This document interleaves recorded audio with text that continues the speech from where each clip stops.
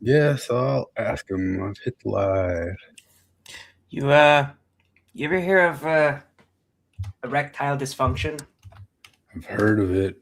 Heard of Some it? foreign land or some place far beyond the sea. Yeah, it's when I'm talking about the version of it that is when your dick doesn't work. Like you have a dick and it's supposed to get a boner, but in this case it doesn't. There's actually some interesting mitigations to make your dick work once it doesn't. I had never heard of this one before, and I will admit I stole this from the Boys Cast. But What is it? this apparently there's like electro-cock therapy, Really? basically. That should have been my name, electro-cock therapy. I came up with that on the man. Okay. And then they shock your dick into working. So one of these cock technicians decided to write the other day an op-ed for, of course, actually, I'm not even going to tell you which. I'm going to let you guess which Guardian. news organization. Hang on. Don't guess yet.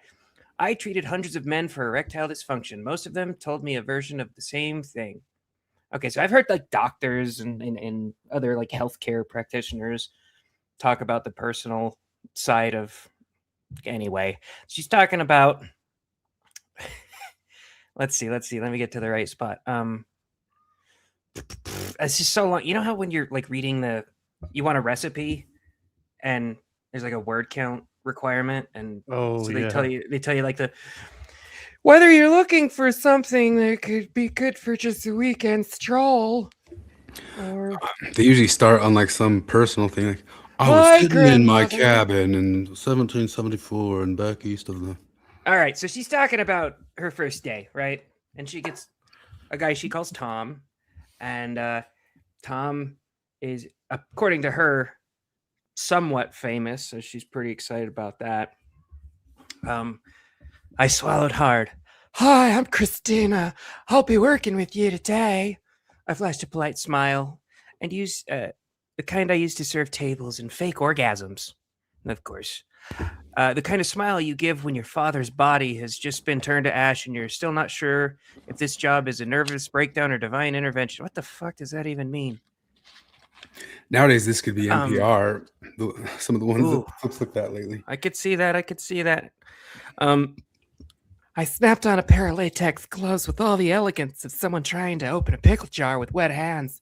Tom asked something, but my brain, mid-panic, missed it. Oh fuck, what the fuck am I doing here? I stared at the paper drape. Don't stare at his dick. Don't be a creep. He's just a man, a sad man with a sad dick who probably already hates you. It's just skin, Christina. This Grow was the like fuck breaking up. HIPAA laws, just like talking about this about somebody who's. Is it the sequel to the jerking off minotaurs? That's the joke I was gonna make. I heard him talk about this on the Boys Cast, and I was like, "Holy fuck! This is my book. This is my Minotaur milking farm book." The way things are nowadays, I thought you were really talking about some doctor who made some slam poetry, and this is published in the medical journal. Oh no, it's not. It's not a medical journal, but this is a real. She's not a doctor. Let's see. Then, with all the grace of a baby deer on roller skates, I peeled back the paper drape. There it was, a stranger's dick, flaccid, lifeless, and looking for answers. I tried to look away, but couldn't. It looked. He calls normal. a minotaur a stranger. Or this is just a regular person. No, this isn't the minotaur thing. This is the real one. Yeah, this is the real one. This is an article that was published in an actual journal, not like a medical journal. But she's not a doctor, but she's a medical professional who electroshocks cocks into getting boners. Was this the oldest dick I'd ever seen? Should I be keeping track of these dicks like a weird reverse sexless? Shut up, Christina. It's cold in here, Tom muttered. Cue the male ego defense. Sorry about that. Cue me taking responsibility for the clinic's thermostat. Anyway, she just says dick a lot. Like a lot. It kind of feels weird. She's like telling a story of I don't know, if I'm like among my friends and I'm a doctor, I'm going to be like, this dude's dick had so much dick cheese and it was disgusting. But if I'm like publishing a journal, anyway, can you guess what news organization ran that op-ed? HuffPo. NPR. Yeah. NPR. No, it's HuffPo. Some of those NPR ones lately have been so bad. I mean, I saw one. I think I had it saved. I messed up and didn't save my slideshow. You see that the experts, NPR talked to experts, and they said that grilling Fauci about lying through his teeth about everything is going to make it so people don't want to work for the government as a doctor anymore. Oh my goodness! You know, but they had that one.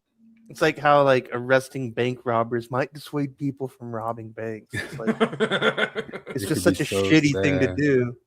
Yeah, I mean, it's basically cruelty. We have to be honest. I saved a picture of it, but I lost it. But they had that one this week that you commented on. You said this is for babies, and it was just something like I don't even remember. You can sometimes have a sad day, and it's okay to take a moment. That's right. Flip says this is for babies on a lot of NPR. I have a like. There's like 6 varieties of NPR articles, and I have a canned response to all of them. Like Democratic propaganda. Yeah, it's like no, like this is DNC propaganda. Like so, like every time they jerk their own dick and talk about how important they are or how important their mission is, I say something about like, no, you don't have to be a DNC propaganda machine. On every single story they do about abortion, I always post, if only there was some way, any way at all, to prevent pregnancy. That's always a good one. I don't know. Yeah, it really is just it's almost like HuffPo where there's like 6 topics and they just keep circling them over and over and over again. Well, I had a video edit of just like looking down at the Salt Lake Tribune's Twitter feed and just trying to distinguish that from, I don't know, some blue-haired person's Tumblr account. But I bet you I could just do it live and it would look just as bad right now. Or I mean, we could go live and just like look at let's just scroll NPR for a second here and see. Just completely on a guess that it's crap. First one's a celebrated borderland writer and poet, Benjamin something dies. Well, at least he died, so it's news, but it is a at least he died. Well, I'm just saying, because normally they would just say, hey, remember this poet who talks about borders? Like, I can't believe they found something that was both timely and the thing that they want to cover. Are you sure it wasn't the game Borderlands or a like a? Oh, I guess that's true. Or a book? Yeah, right. No, there's Flip right there. Mortgage rates hit their highest level in years, driven by war and inflation concerns, but mostly driven by Democrat policy. How do your highlights just never end from the things that you put in there? Because sometimes I say something on one of these things and I just see my thing light up, and I'm not even looking back at what anybody said. After Fauci Senate hearings, expert worry about chilling effect on public health. If you lambaste me like this and prosecute me just because I lied to everybody during COVID, nobody else is going to want to step up for the next COVID and lie to the entire world like I did. I hung out with Beyonce, goddammit. There's Flip. Every NPR becomes more and more Orwellian. Are you a veteran pushed into a higher cost VA loan or at risk of foreclosure? Last year, the VA ended low rate. It's just every single thing is about how you're supposed to fund something more. Russian strikes across Ukraine killed 10, and a missile falls in Poland. Yeah, that's pretty newsy. How many sandwiches do I have to give to you before I owe you sandwiches forever? Yeah, that's the problem with giving. And how many sandwiches do I have to give to you? Like, how many months of sandwiches do I have to give you before when I cut you off, you tell me I'm killing you? Yeah, 2. I think 2 is. I know. We could start some stupid ass, I don't know, thing funding like penicillin or something in Uganda, and we could start it today and stop it tomorrow. And the NPR article would be like, Trump admin responsible for estimated 260 million death of black children in Uganda. What is not 260 million? What is this? Just a quote? Our grit and our dedication is the one thing that we have control of. Barenthal says he plays a Spartan King in Odyssey and reprises his role as Punisher in new Spider-Man film. Why does NPR? Boy, that's awkward. Like just for stuff like that, let alone your political hackery, stuff like that is why I do not want to fund you. I do not want my taxes going to this stuff. I mean, there's a million things I'd like my taxes. Well, it's not pulling up the article thumbnail for you there. Is that what it is? Yeah, all of them are at this point. Why does it do that? I think your internet is shit. Is it? I don't know. Sid and Steve Lacy voices the internet chase to the same quiet. Okay, so there is a picture there. The R&B group Breakout Star releases new solo album. Okay, so an R&B group. So it is USAID of why rap is still big or not. Congress allocated $150 million to the 250th birthday events in Trump-backed group that planned the state fair, and July 4th fireworks is asking for an additional $10 million in reimbursement. Holy Christ. Anytime Democrats start complaining about government spending, I'm like, you don't get to do this, okay? Yeah. That's the thing, like, that's one of the comments I got, the thing where I commented, also Democrat policy. One of the, I can't believe it because, I know these are real people. And I know that these are people that, probably have middle-class jobs. They probably have college degrees, they're not stupid people, and yet it's that one of the elite overproduction thing they always talk about. One of the responses I got was actually Republicans have controlled all branches of government for 16 months. Oh yeah, that's right. That's when housing prices and inflation became an issue. I keep forgetting that started 16 months ago and was never an issue at any time in our lives before that. And it's and I these people they're on the NPR website. Surely they watch the news, and yet, every single time I post something snarky on NPR, I get dozens of those kinds of retarded responses. It's the hatchling thing we always talk about. The hatchling thing, where it's I just hatched out of my egg, and all I know is that Republicans have been in power for 16 months. Being hobbled by Democrats at every step of the way, and that's clearly why everything is bad now, and before that it was fun. Everybody knows that. It's just astounding, but I don't know, it just fills me with sadness. Charlie said his favorite slur is Tumblrina. Oh yeah, that one's pretty decent. And then Steve responded, Steve, this is dangerously close to racism.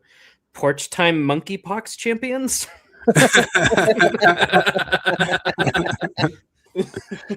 Not close enough. Not close enough. This is a nice one to stop on here. Are you choosing to stay single? We want to hear from you. Why are you guys pumping that stuff so hard all the time? And are you a woman of color with a college degree, votes Democrat, and is a communist activist who's choosing to stay single? We want to talk to you. Solo living, solo travel, and solo travel. dining. Oh my God, travel! That's how I know you don't have a personality. Yeah. It's not that traveling's bad.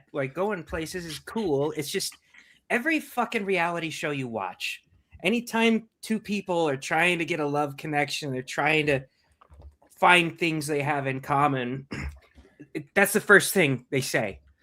They're like, "Well, I like traveling." Oh my God, wait, what? I like it too. And I'm over here.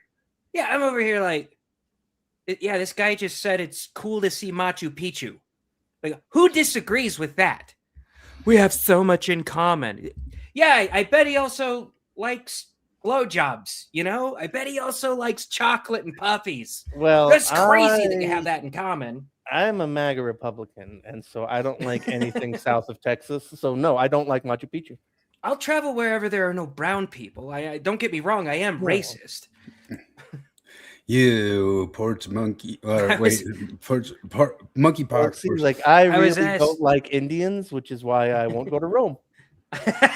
So I went up to Seattle once, and me and the people I was there with, I don't know where it was. I guess we went up to one of these areas and took some ferry in a sound off to one of these islands. Some really, really cool thing. It was a real pretty drive. We got to the island and we drank Starbucks and ate Smash Burger. And I was like,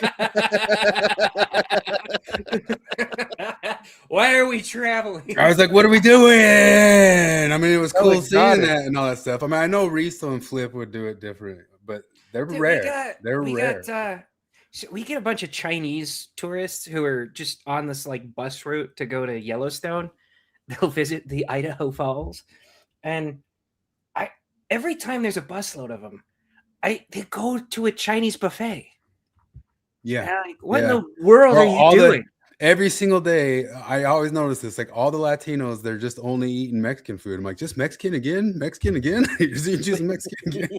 You know, there was no Italian. Where's your Italian day, man? You know? When I was in Brazil, there was a bunch of McDonald's and Subway. You know how many times I went to those? 0. You want to try out McDonald's? Well, to say something worse, because I took my little brother and my ex-wife down to Mexico. I guess they tried, but pretty quick we were just eating at McDonald's, which were hard to find, you know, because they couldn't deal and they couldn't handle the stuff. And I was mortified that they would ask people to hold stuff on something like, no, hold that. I don't like peppers. I'm like, oh, like don't do that. You know, they look at you like, are you an alien? You know, we were talking about Mexican restaurants the other day, and my friend was asking, like, oh, have you been to Garcia's? And I was like, yeah, I've only been there once, and I didn't like it too much. I remember that I've been there once because my wife ordered a cheeseburger. Yeah. Well, we were at one of those restaurants, and my wife wanted to send something back, and I was like, no, you're not sending something back here. It's like, gonna have to have an actual turd in it for me to send it back. Like, yeah. So yeah. My kid tells me, like, I remember I was talking to him the other day. I don't remember how it came up. He said, like, oh yeah, that they recently got Taco Bell over here. And I was like, oh geez, you got to be kidding me. Taco Bell is awful. And he said, you know, his mom, you know, who's American from California. Like, Taco Bell, like, or however the Taco Bell. Taco Bell. He says Taco Bell, but he said his mom said that it's better in America. And I'm like, well, it's terrible in America. So like, part of me is like, I gotta figure out I gotta see what the fuck. Yeah. Like what happens when the Taco Bell is it's run? Gotta be like elementary. Well, because it's gonna be run by Turkish people. It's got to be elementary school lunch, like what I remember of tacos. Like I think my hate for Mexican food when I was young, which I'm sure if I just didn't like have like a strong like terco in Spanish, I just did the thing that you'll never do after your mission. I remember the stubborn. Why did I think of the Spanish word and I couldn't think of the English word? But that hasn't happened in a long time. But I was just stubborn from like 12 on. I'm sure I would have liked it, but I was just sure that I didn't like it. And I'm positive I hated it because of elementary school Mexican food. Yeah. My parents never gave me any. And then I only had elementary school. And I bet you it's pretty close to that, whatever it is. Oh, see, Mexican food's been my favorite my whole life because my dad was always in Spanish branches. So we had a ton of Mexican. It right from the start. Oh, yeah. We had a ton of Mexican friends and they'd invite us to their parties and we'd eat their mole and their tamales and all that. Oh, I fucking loved it. Yeah, the first time I had actual Mexican food, I was a missionary and a Mexican family had us over for dinner. And I didn't know what it was at the time. I found out later it was pozole. But like it was one of the most transcendent experiences of my eating life. And that was like the first time I was like, oh, Mexican food. That was kind of one of the letdowns of Brazil, I'll tell you. I was expecting, I don't know, the only thing I know of south of the US is Mexican food. So I was like, all right, I'm going to have to get used to spicy shit.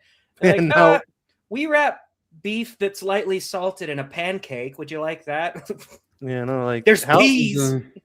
This is Taco Bell UK menu right here. Looks like they got fish and chips, some chips. I made one of my Brazilian companions tacos because I had to make tortillas because they just don't have them in Brazil. Yeah, and there was I had like a packet of Taco Bell taco seasoning. I put it in there, and he just started. What you put in that? And I was like, I put anything in it. I didn't put anything in that. He's like, no, you put your Tabasco sauce in there, didn't you? Because I found some Tabasco. It's like, no. And if I did, it wouldn't give you this. No, I was that as a kid. I was totally that as a kid. Like, and my mom is still that. But like, whatever it felt or whatever it tasted like, if you had never had any and you just have like a little bit, it just like shoots you off. And it only took a little while to adapt in Mexico, like just, a couple weeks. See, I've never been a spicy food guy. The first time I actually wanted spicy food is when I was in Brazil. It was something about being deprived of it. I was like, oh yeah, God, no, like when you never have it. Yeah, I had to ease into it like a little bit for sure. They were scared to death of my Tabasco sauce because I'd keep it with me and I'd put it on my rice and beans, and they'd be like, "Ooh, pimento americano." I was like, "Oh yeah, you want to try some?" They'd be like, "Ooh, no."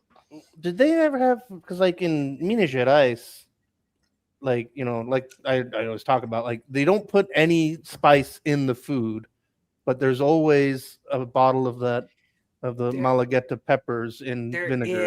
There is, but that stuff makes Tabasco seem spicy. Like that stuff is nothing.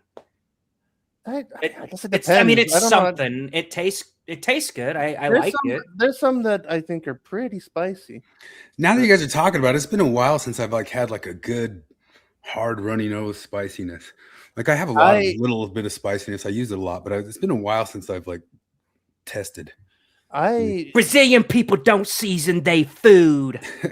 When I worked with the Mexicans, like I had a major they liked me a little bit because I tried to speak their language. I think they appreciated that, even though I know they made fun of me a lot for it too.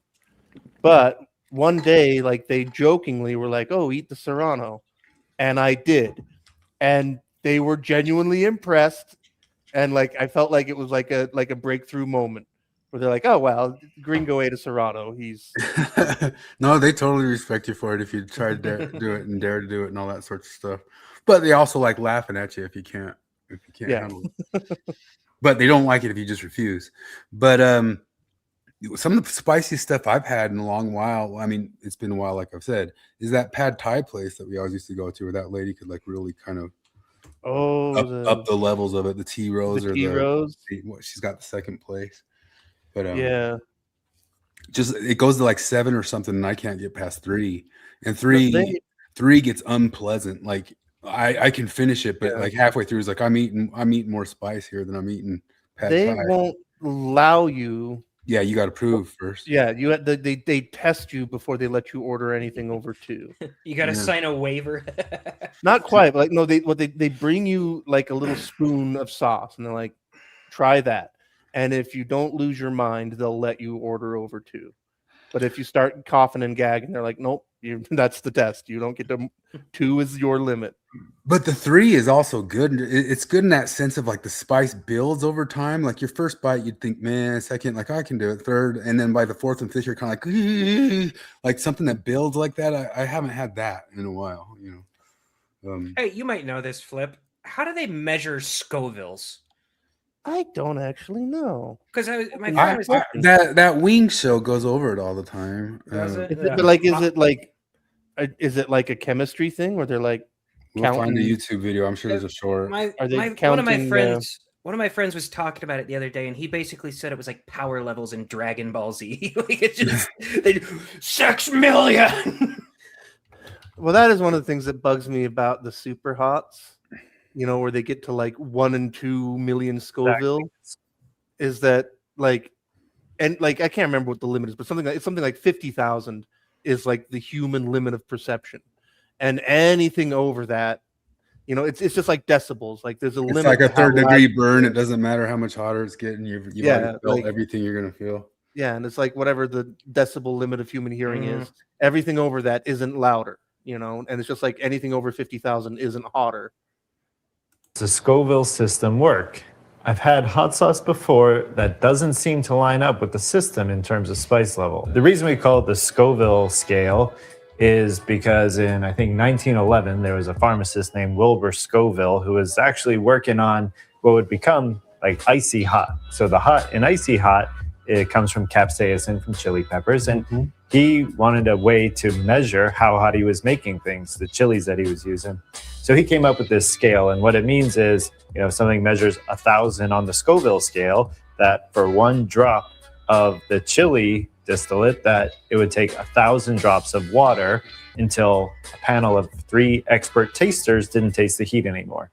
The problem with that scale was it was totally subjective. For example, Noah might use 10,000 drops to get rid of a jalapeno, where I might use 100. So science caught up with the Scoville scale, and there was a machine invented called an HPLC, a high-performance liquid chromatograph. We were able to come up with a scientific method that measure the amount of capsaicin that's actually in a pepper using Fucking this autistic machine. hero. Of Let's the just century. use the ghost pepper. When it became the world record, it was about 1 million Scoville heat units. That 1 million Scoville heat units is the amount of capsaicin that is in this pepper. Well, there's a dilution factor that comes with each ingredient that's in the hot sauce. You're starting with a pepper that has 1 million Scoville, but then you're adding 2 or 3 ounces of vinegar.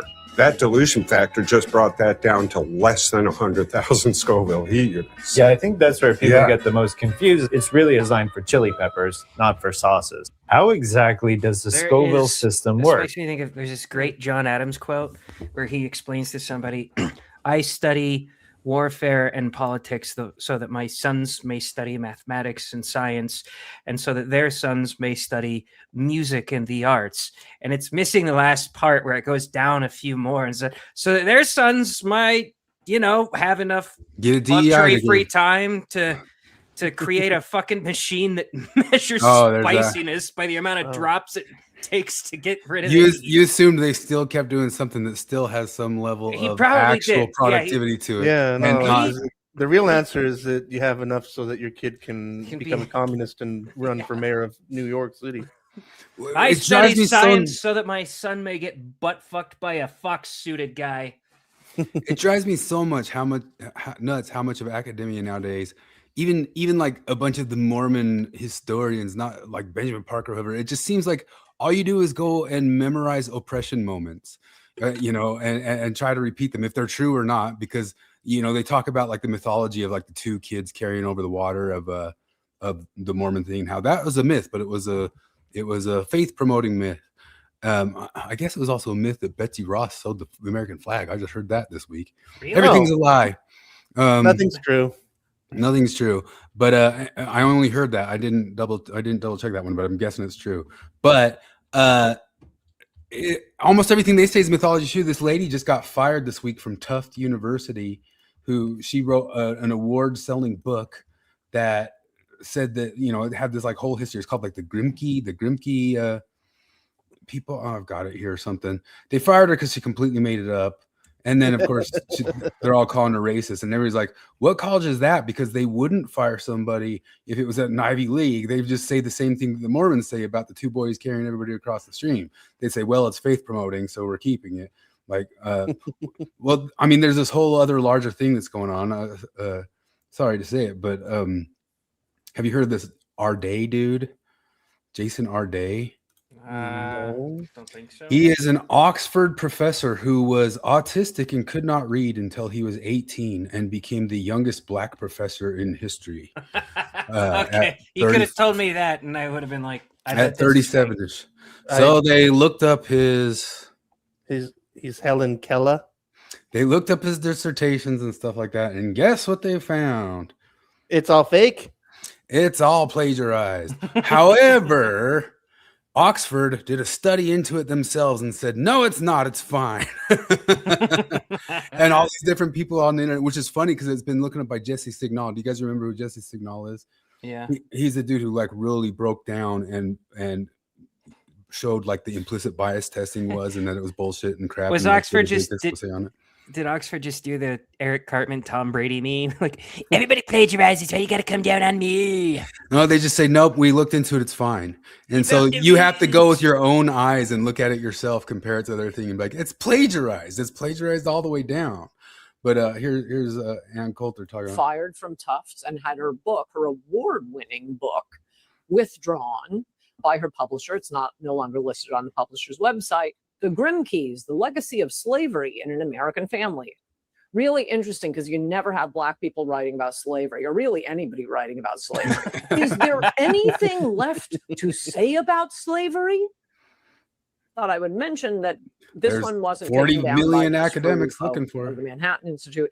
He, you may recall, has taken out 4 Black lady academics, all at Harvard University, I believe all for plagiarism. And I don't know how they're not plagiarizing one another since all they write about is slavery.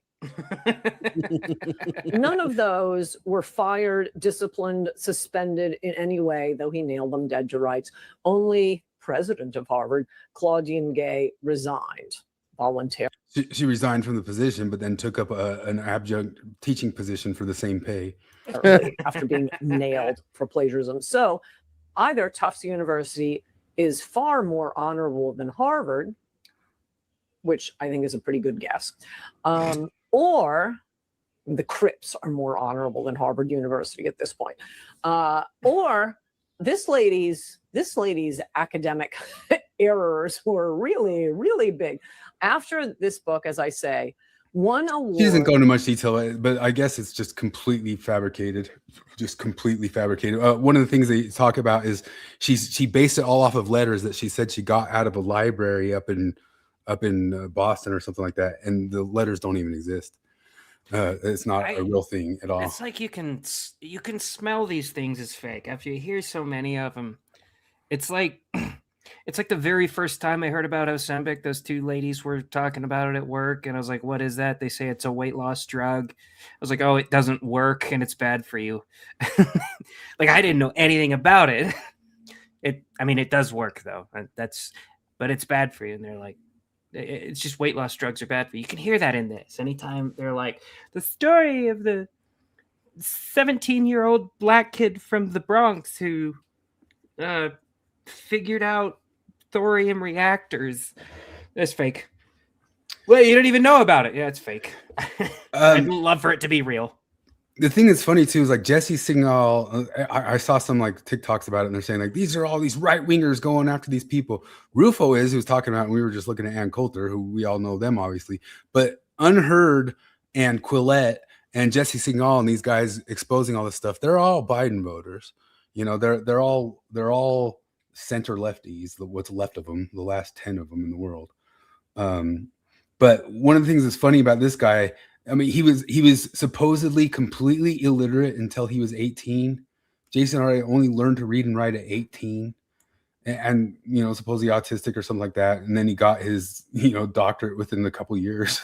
You know how it goes, and the whole thing just like has all this wild stuff. But he has other lies on top of it. Like he says he runs 30 marathons in 30 days. 600 miles in 6 days. He completed the PhD with a brain tumor, all sorts of like wild stories. Yeah. And just the myths that you hold on to. But just beyond that, like I was listening to John DeLynn, I sent that stuff over that gal this week, which I guess is kind of relevant because she was talking about having served a mission through the COVID era, and she started talking about like, I started getting into academics when I was really young. And John's like, wow, that's so amazing that you got into academics. What sort of things? It's like, yeah, I just started thinking about the oppression of women and how they mistreat the blacks. I'm like, okay, so that's like, where's like, it used to be like you come across some kid and it's like, yeah, I got crazy into airplanes, and then I studied how rotors worked, and then I studied like that used to be what we used to think was some sort of like polymath kid. But now if they start worrying about oppression really young, we've got a precocious one here. I'm tired of that pretending to be not only a academic subject but the academic subject.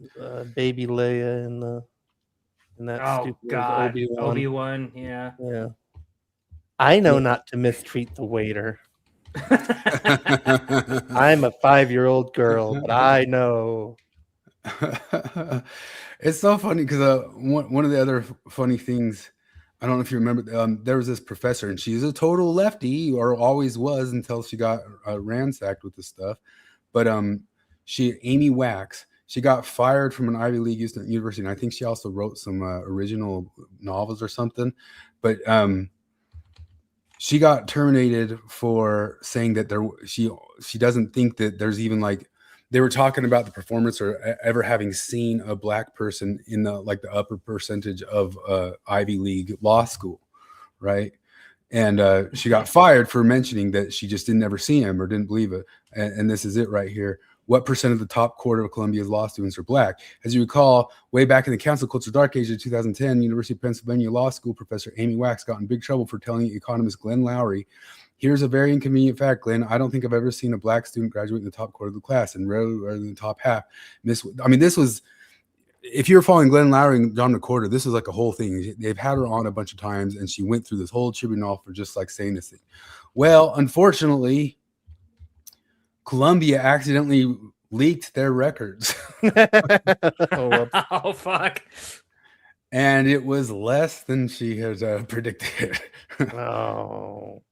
Over the entire period of like 20 years, there was 2 top quartile black graduates at Columbia Law.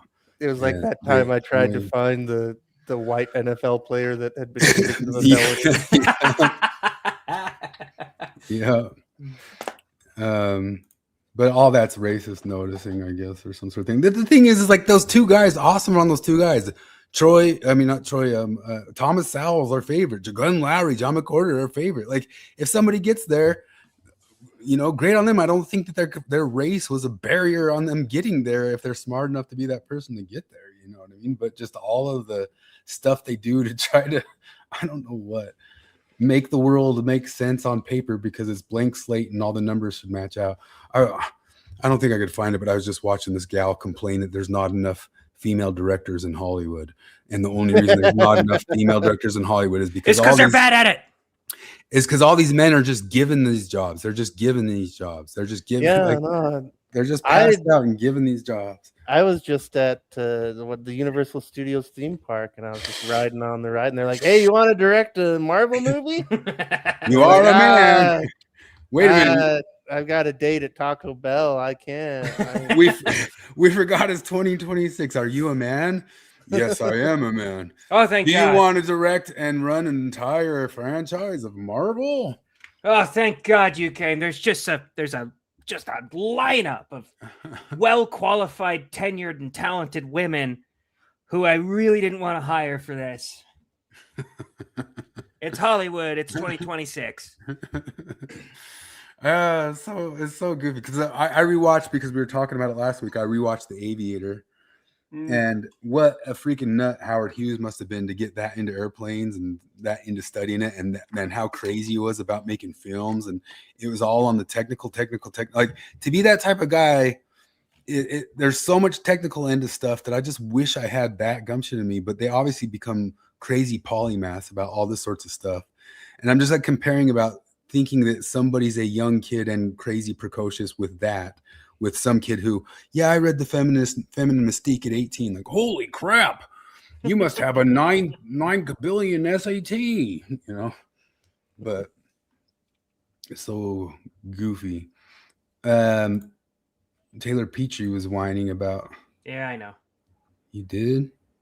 Or you just knew he was whining in general? Yep, that was it. I don't know what he's whining about, but. Well, Jonathan shared this with him. Maybe you're a Latter-day Saint who discovered that many right-wing defenders of fundamentalist faith are morally distasteful and intellectually fraudulent. Most LDS public intellectuals left the platform when it went off the rails. Where should you go instead? Blue sky, blue sky. Such a cornwad. Where do we go so that we don't have to hear things we don't want to hear? You can. Terrell Givens. He's not full lefty, but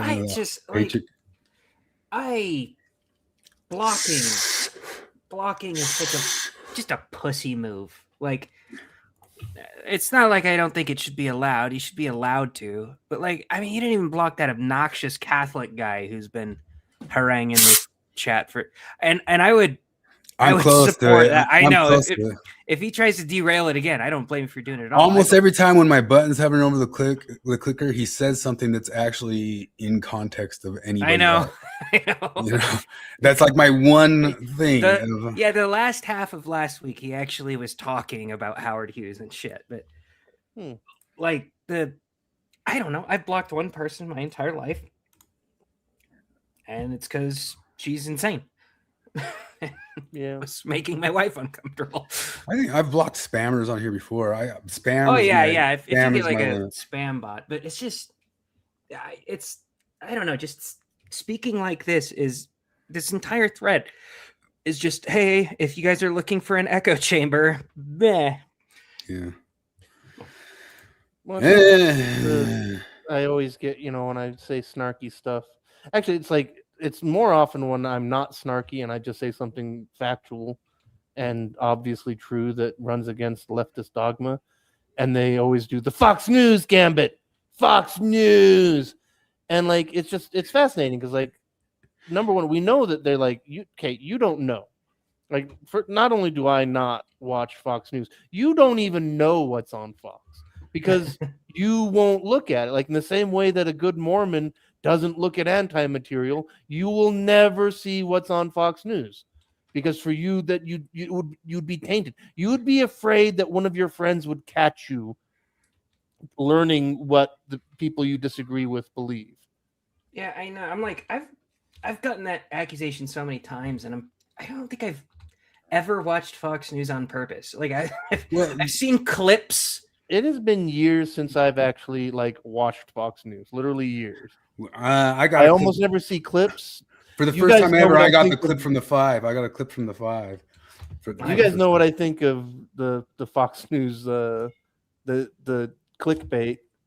Oh yeah, we go crazy at that. Well, this is one of the things too, because the big subject, the next subject, the subject du jour of the day, Fauci. So many people who I see defending Fauci online, all that stuff, will divert or revert to that thing that you're saying of, you go back to your Fox News. And maybe today some of the Fox News people dare to say something about it.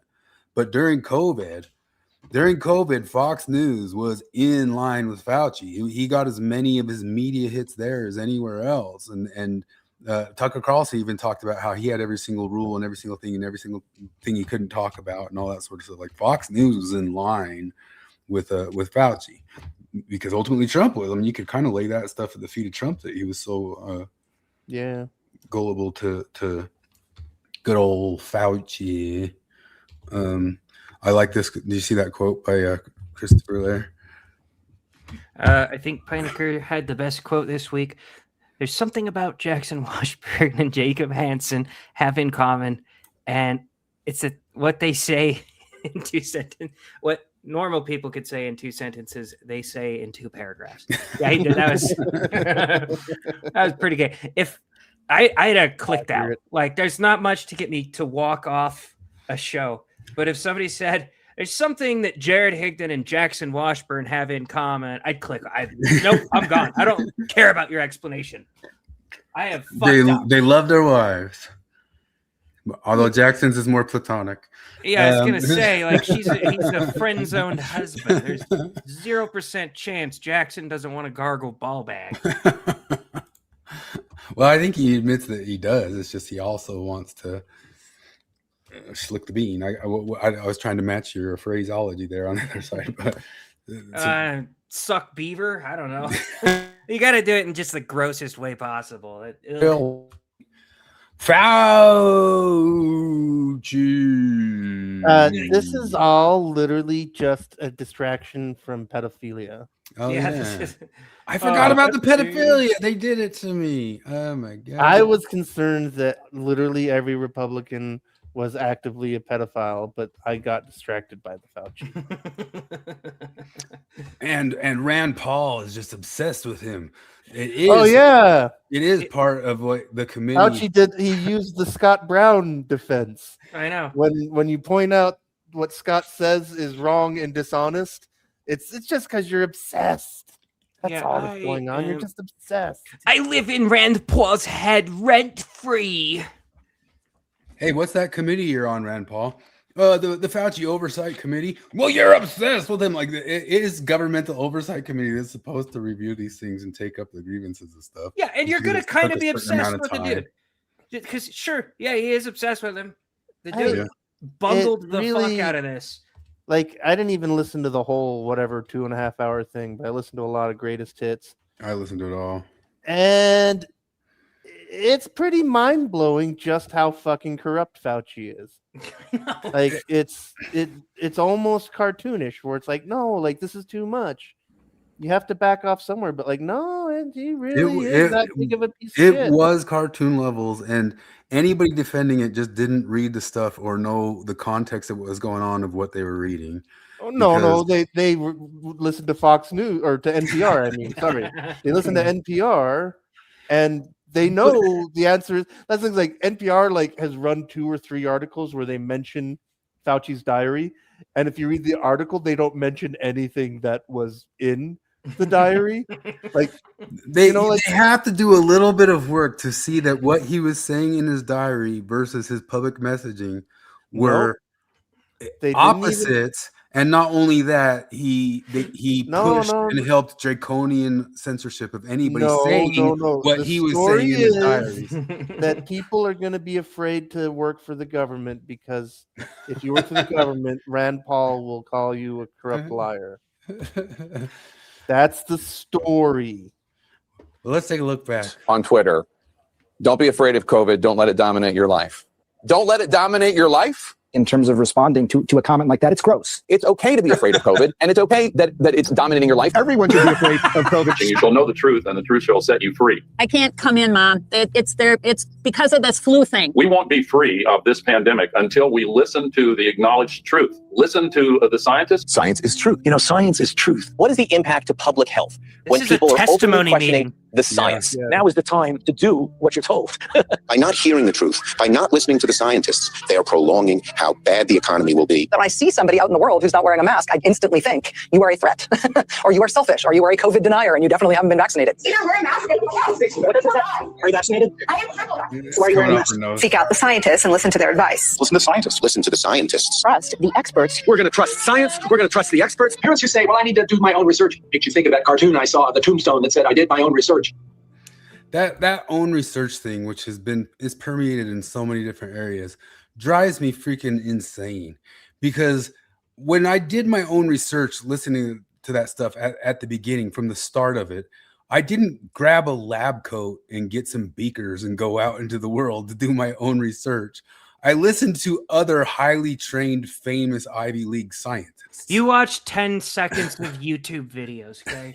Yeah, right. I know what do your own research means. I remember very early in the epidemic or whatever, I learned the names John Ioannidis. I don't even know how to pronounce it. It's spelled all weird. Talking about Johnny Unitas. Johnny Unitas, the football player. He played football, yeah. And several other different people. You know, they had the guy who invented the PCR testing. The one who invented it, was that like Robert Malone or something like that? And him talking Karl about Malone. Oh, yeah. If all you know is wrestling and professional sports. That is true. I said I used up my Dunbar number on wrestlers' names. And right before this, I was listening to Advice Beyond Dark Side of the Ring on the Big Boss Man. And I'm like, I know all this already. Just kidding. Republicans have given their voters license to believe whatever they want to believe. For somebody saying, listen to the scientists, do that. Let's listen to the scientists.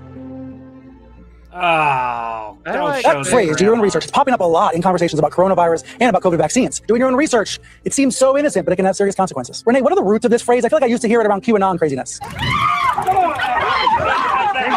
Yeah, that thing was. I mean, it's so funny because Is that like the this. paddleboarding lady?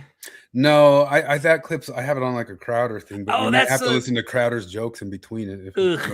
That's the lady that she just went to a football game, right? Yeah, they're tased at a football game, which is so funny because like right around the same time. Well, I guess they were over in a corner without masks on, but you know, right at the same time, Fauci was at baseball games every single day.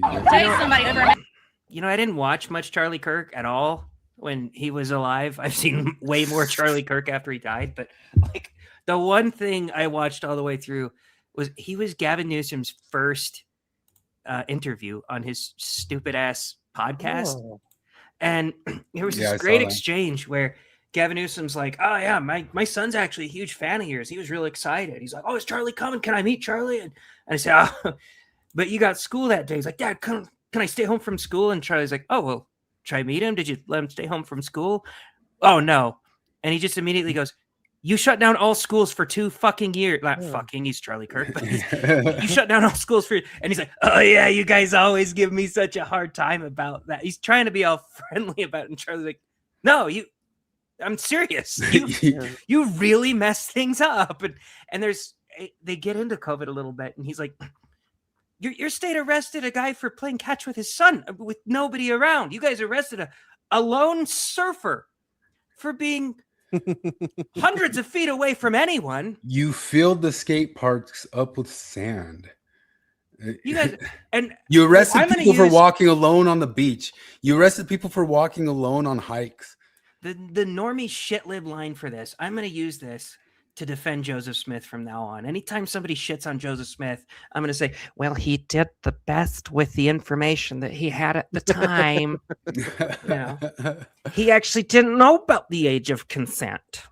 You know, you could really just adapt Mormonism for COVID shit. Like, when the Fauci speaks, the thinking has been done. Well, I mean, he pretty much said that. I am. No, he did, yeah. No, like the 14 principles of following the NIH. We could do all of it. We just got sent a thing of John DeLynn complaining. I know. I'm reading it. He lost a donation because of politics. Yeah. That's super disappointing. I've given you well over 1,400 hours of non-political content. I only have Commie John on once in a while, and Commie Kara, and and Femcell Maven. Look, if you berate them the same way you berated Rod Meldrum, I'd be like, well, he's a dog shit interviewer, but at least he's consistent. Today, I received one of several recent donation cancellations to Mormon Stories podcast. As usual, I emailed the donor canceling their donation to ask why. This was the response I was. Imagine doing like I don't know. I get you do this as a business, but I'd be so like embarrassed to be like, why'd you stop giving me money? Oh, this is 5 years ago. He did some digging. Remember how you used to give me money? Oh, it's 2021. Yeah. Oh, so sorry to lose your support, donor. Was it anything I did?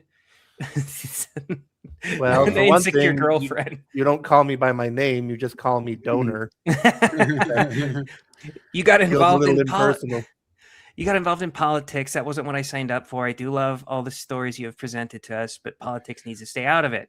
I totally understand. All the best. For the record, I love and believe in what I do, but I do not regret my decisions to address the issue of fascism and its connection to Mormonism on Mormon Stories podcast. Did he say that? I said, I'm reading this off the screen. Whoa. I tried my best to do it responsibly and in a nonpartisan way. What the fuck? But I cannot stay silent on a matter that I believe is of global import. I tried to be neutral when talking about the evil literal Nazis. that's like the type of thing that like ex-Mormons go around wondering if like the brethren really believe it or not. Like, do you really believe that you're super neutral? Do you really believe that, or are you just supposed to act like you believe that? This is who I am. Yes, I care about Mormons and post-Mormons, but I also post-Mormon is such an annoying term. It's like we had a word for it. You were Mormon, you're not anymore.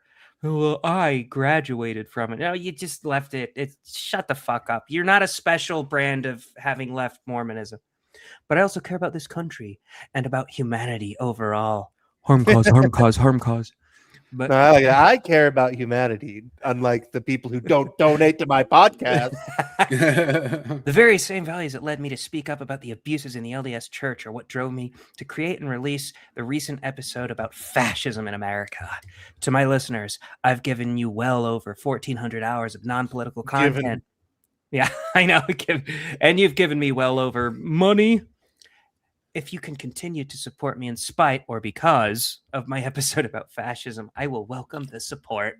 If I lose most or all of my financial support for staying true to my conscience, I will feel grateful for the time we had together and will sleep with a clear conscience, knowing that I did not stay silent when my silence is violence, when my conscience called me to speak up.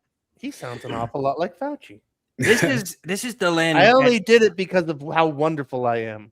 Everything I did is because I'm just that good of a person. I'm glad I noticed this was 5 years ago, because this was definitely DeLynn at his gayest. For sure. One of the only times DeLynn ever interacted back with me commenting on Mormon Stories podcast or whatever that thing was was it was like 2 years after the pandemic, and there was some other major push of those hospitals are going to overcrowd. The hospitals are going to overcrowd. And I don't remember why there was a push. It seemed like they'd re-push that any single time they wanted to, I don't know, really kind of make a push that we got to double down on masks and we got to double down. I don't know why. Do you remember there used to be kind of surges and announcing that the hospitals are going to overcrowd again, and there's nothing going on? I had a friend who worked as an ER nurse at that time frame and said all of it had been way more empty than always, as usual, since forever. And I just said, no, it's not. They're not going to overcrowd. Yes, they are. They said, the expert said, it's right here on NPR. So you doubting the NPR? You doubting the KSL? And I was like, they're not going to overcrowd. They didn't overcrowd before. They're not going to overcrowd now. What's that? They quoted an expert. I'm still waiting for experts. I fully trust that by 2015 there will be zero snow on Mount Kilimanjaro, because the experts told me that. Yeah. I throw out, I should have to him, but I mean, I'm pretty quick to throw out bets to people in those situations. Like, I bet you $5,000. Like, let's watch, check back with me in 3 months, $5,000. I made that bet that there wouldn't be Auschwitz, once Trump got there with somebody. No, that's concentration camps. I should find that guy and go collect on my bet. Yeah, they're concentration camps. This is that's a dad joke right there, Risto. I used to be a pert. Now I'm an expert. Oh, Risto, what a dad. Ugh. Risto's mad he missed the Pasoli talk. We can always return to Pasoli talk around here. We can go from zero to Pasoli in a second. Pasoli. Yeah, that'd be good to have spicy Pasoli. This is Herc Ottenheimer. Herc Ottenheimer was the guitarist in my band. Wizard of an old player. Really good, famous recording artist around here in Salt Lake. He recorded, what's his name? George Washington in the funk band one time, one of his albums and that sort of stuff. He is a COVID death. Why is he a COVID death? Did he die in a car crash or something? No, he had a perforated intestine and could have gone to the hospital weeks before and didn't, because he was afraid of COVID, and that sort of stuff, like Delin, like that you guys sucks. Talking about overstaffing and over freaking people out about hospitals and stuff like that. You always talk about these downwind things of suicides for mistreatment of trans. This is a real death that happened from freaking a guy out. Oh, that fucking blows. Yeah. It's a small price to pay. We know you didn't get to be with your grandma when she was dying, Risto, but experts. Yeah, experts. I mean, it's such an insane time. It's such an insane time that we lived through that, thanks to experts. Yeah, Steve is a post-pert. Post-pert. Like I just remember thinking, like, this is like Monty Python, except that it's real life. It was so South Park. It was so South Park. No, like, I mean, I mention it all the time. But like, there's like 3 major events where I'm like, what the fuck? And like the very first one was like a week or 2 into the lockdown, and it was that video of a bunch of black people singing gospel songs in a Walmart in South Carolina, because the law said they weren't allowed to go to church, but they were allowed to go to Walmart. And so they just had church in Walmart, and they're there singing while 100 people mill around with shopping carts full of Pop Tarts and Doritos. That is a badass move. Yeah. Yeah. But then, you're right. And the alcohol store was open, and the strip club was open. No, like they're like, okay, we're announcing the lockdown. It's time for us to lock down 2 weeks to flatten the curve, everybody. For 2 weeks, we're locking down. And only essential workers need to go to work. And I'm like, am I essential? What do?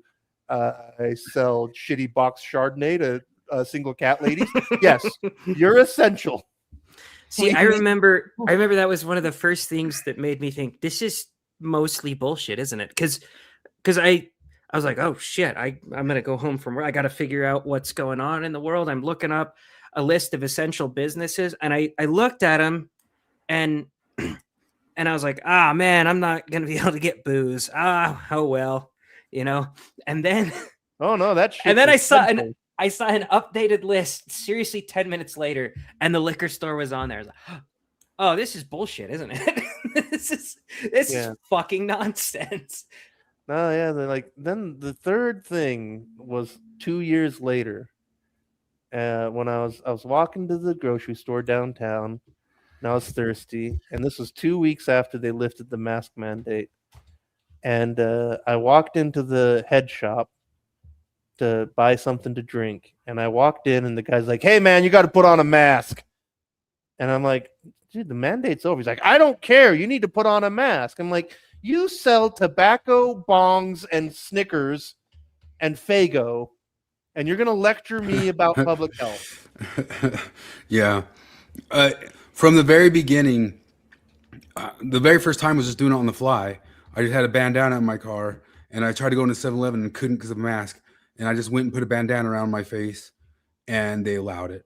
And I kind of couldn't believe they allowed it. And then everywhere allowed it forever and didn't care. And it wasn't even like tight around my jaw or anything. It was just like dangling down as if I was like some goofy bandit the whole time. And that's what I wore through the whole entire COVID, if I wore one at all. Oh yeah, And I had a neck gaiter. That was it.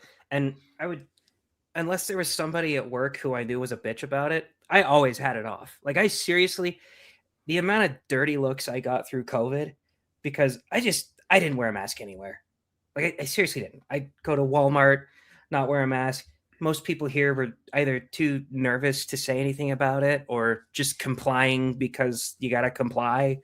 So I didn't get much shit. I was in the Denver airport, the only person there not wearing a mask. I got a lot of dirty looks.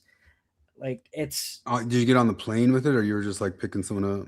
On the plane, I definitely, the pilot. They made you do it? Yeah, they made me wear it, and I was like, okay, I'll put this neck gaiter up. The neck gaiter that, by the way, I'm positive this doesn't work, even by COVID mask standards. That even if I swallowed the mask thing, this doesn't work. Like, you're fine with my bandana, with my neck gaiter. It doesn't do anything, even by your standards. Well, that was the thing. Like Corolla talks about it all the time. It's like, no, all of the people demanding that we do this, they didn't believe it. You know, the famous like Gavin Newsom at the French Laundry.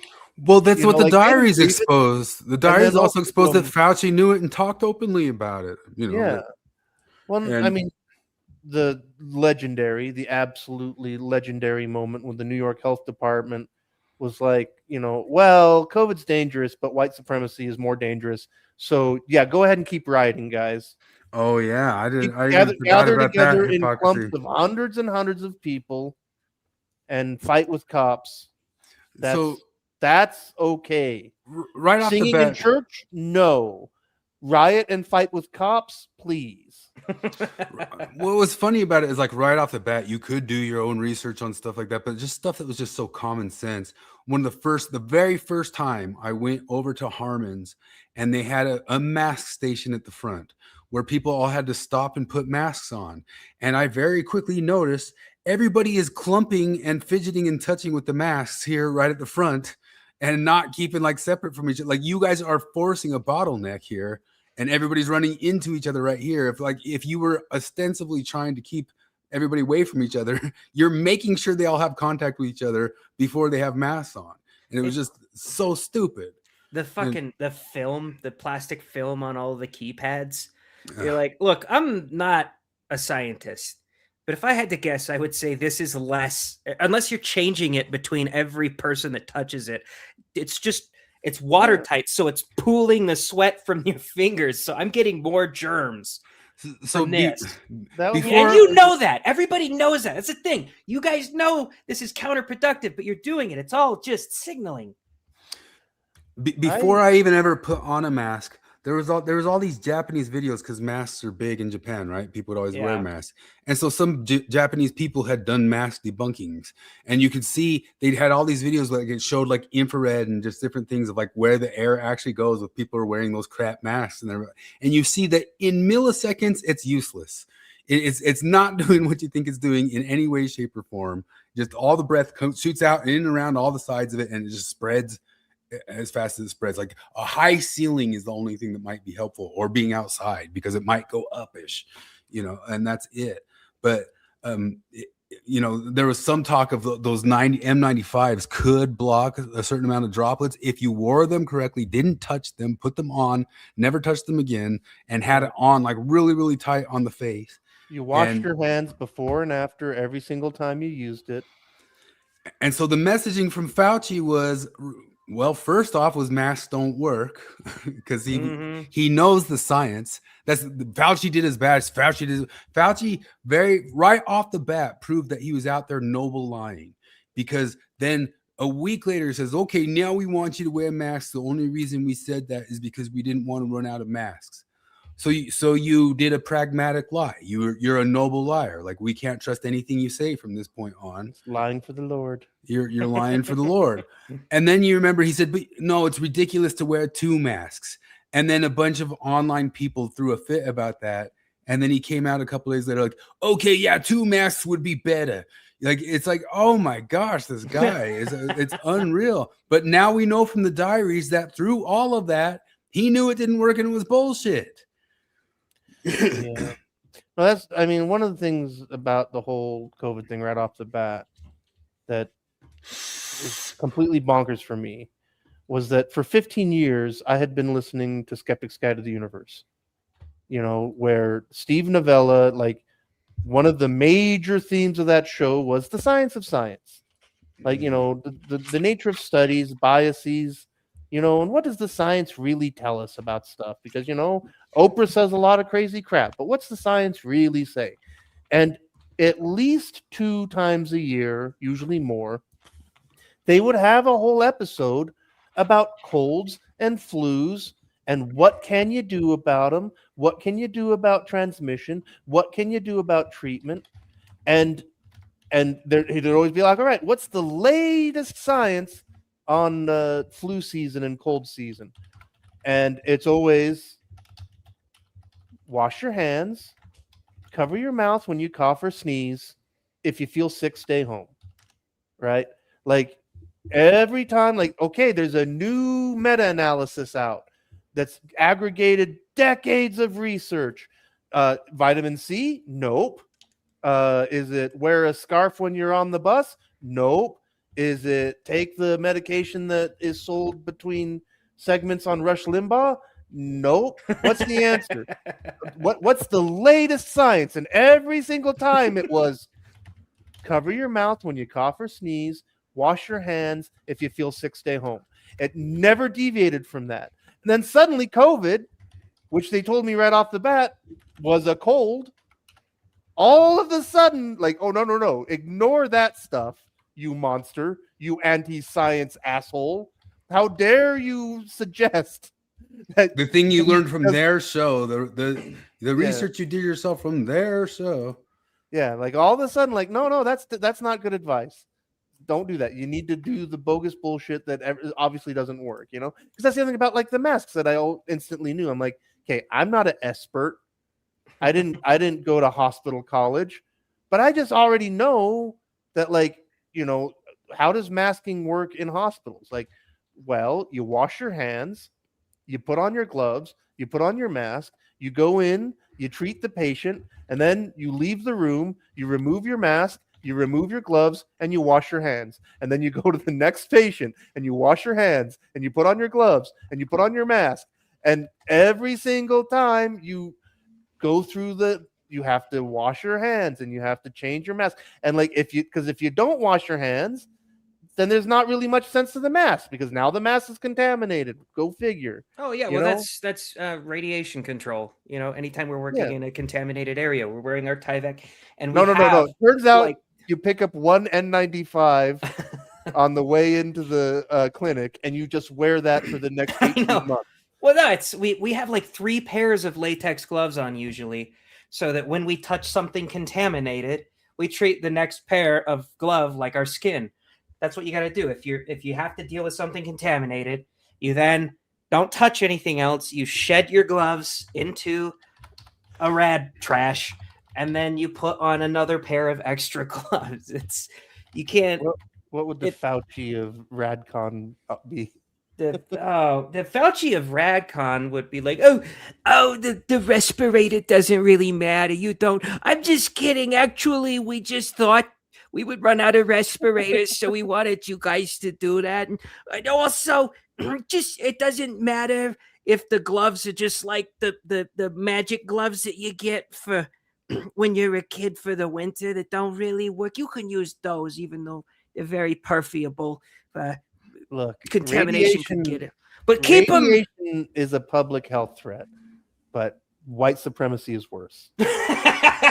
So, yeah, Fauci, can people go into contain the radiation, but go fight with cops? Can people go to high radiation areas if they're gonna protest cops? Oh, I can't really speak on that. Should I throw a dirty bomb at the cops? Are the cops white? Yes. I am not an expert on police or protesting, so I cannot comment if you should shoot policemen or not. It's amazing. We really did live through all that. Yeah, I mean, there's even more to cover. Like, it's too hard to remember all the things. I mean, Crowder's got a bunch of clips of like truly insane things, but just the regular things. Like one of the major things I had it on my slideshow, but I don't have it now. But in his diary, he said that he knew that the decimal points were way off on the expected amount of population killed. He knew it. He knew it, and they would go around repeating it. But worse than that, Matt Taibbi reported in his Twitter file records that Jay Bhattacharya, once again, do your own research, an expert, an Ivy League expert on spread of disease and virality and stuff like that. He noticed and pointed out to them from his studies and his reviews that their decimal points were off by 2 digits. And he tried to say something about that. He was overtly found on the Twitter files by Matt Taibbi, blackballed, blacklisted, listed as black. Like his picture was in the back, like the back rooms of the Twitter files. Like, do not let this guy talk. Do not speak. Yeah. Was it really 2 decimal points? Yeah. Because that's 100 times. Yeah. No, they said 3%. The fatality rate was going to be 3%. Yeah. No, and think of 3% of 3% of the freaking population dying. And the other of the world. The median age of COVID deaths was something like 83. Yeah, and that's if you include every single died with COVID, which is the other end of insanity of the whole entire thing. What was the other part of it? The other part that he's talking to 12 scientists and 10 of them think it was produced by humans, and 2 of them were like, it was probably a wet market, and he comes out like, it was a wet market. Exactly. Sure. Which guess what? If he wanted to scientifically err on that side, since 2 other scientists did, fine. But no, what he did is say it was definitely for sure that. It's a consensus. Pushed out a blacklist for anybody even wanting to talk about. You couldn't say on YouTube you thought it was the other thing. The thing that he was writing in his diary that his advisors had said had done it. I mean, the how draconian that is unreal. And then, of course, he's the one who said kids must get vaccinated, even though they had like a near 0 death rate. But they got to get vaccinated because it's about that they can't pass it on to their grandmas from there. Oh, but it turns out you can still pass it on even if you're vaccinated, and you can still get it. And in his diaries, he knew that. In his diaries, he was perplexed. Oh, I guess I still got it. I got it he got it like 6 times. He got also, like 6 boosters and he got COVID like 6 times. Also, and some people think that he might have had something to report to the VARS thing because he had a pulmonary embolism. Well, and also it was never reported. This whole calling it a diary thing is obviously just kind of like a move from he called it his attorney. I think it was. Yeah, I know. That's what I'm saying. It's a move from his attorneys, because when I heard that, I was like, a diary? How'd they get his diary? They do it because in order to get somebody's personal diary, you either have to steal it or through draconian means, you have to like forcibly with the law. No, it was just notes he took on a government computer at work. Yeah. It's not a diary.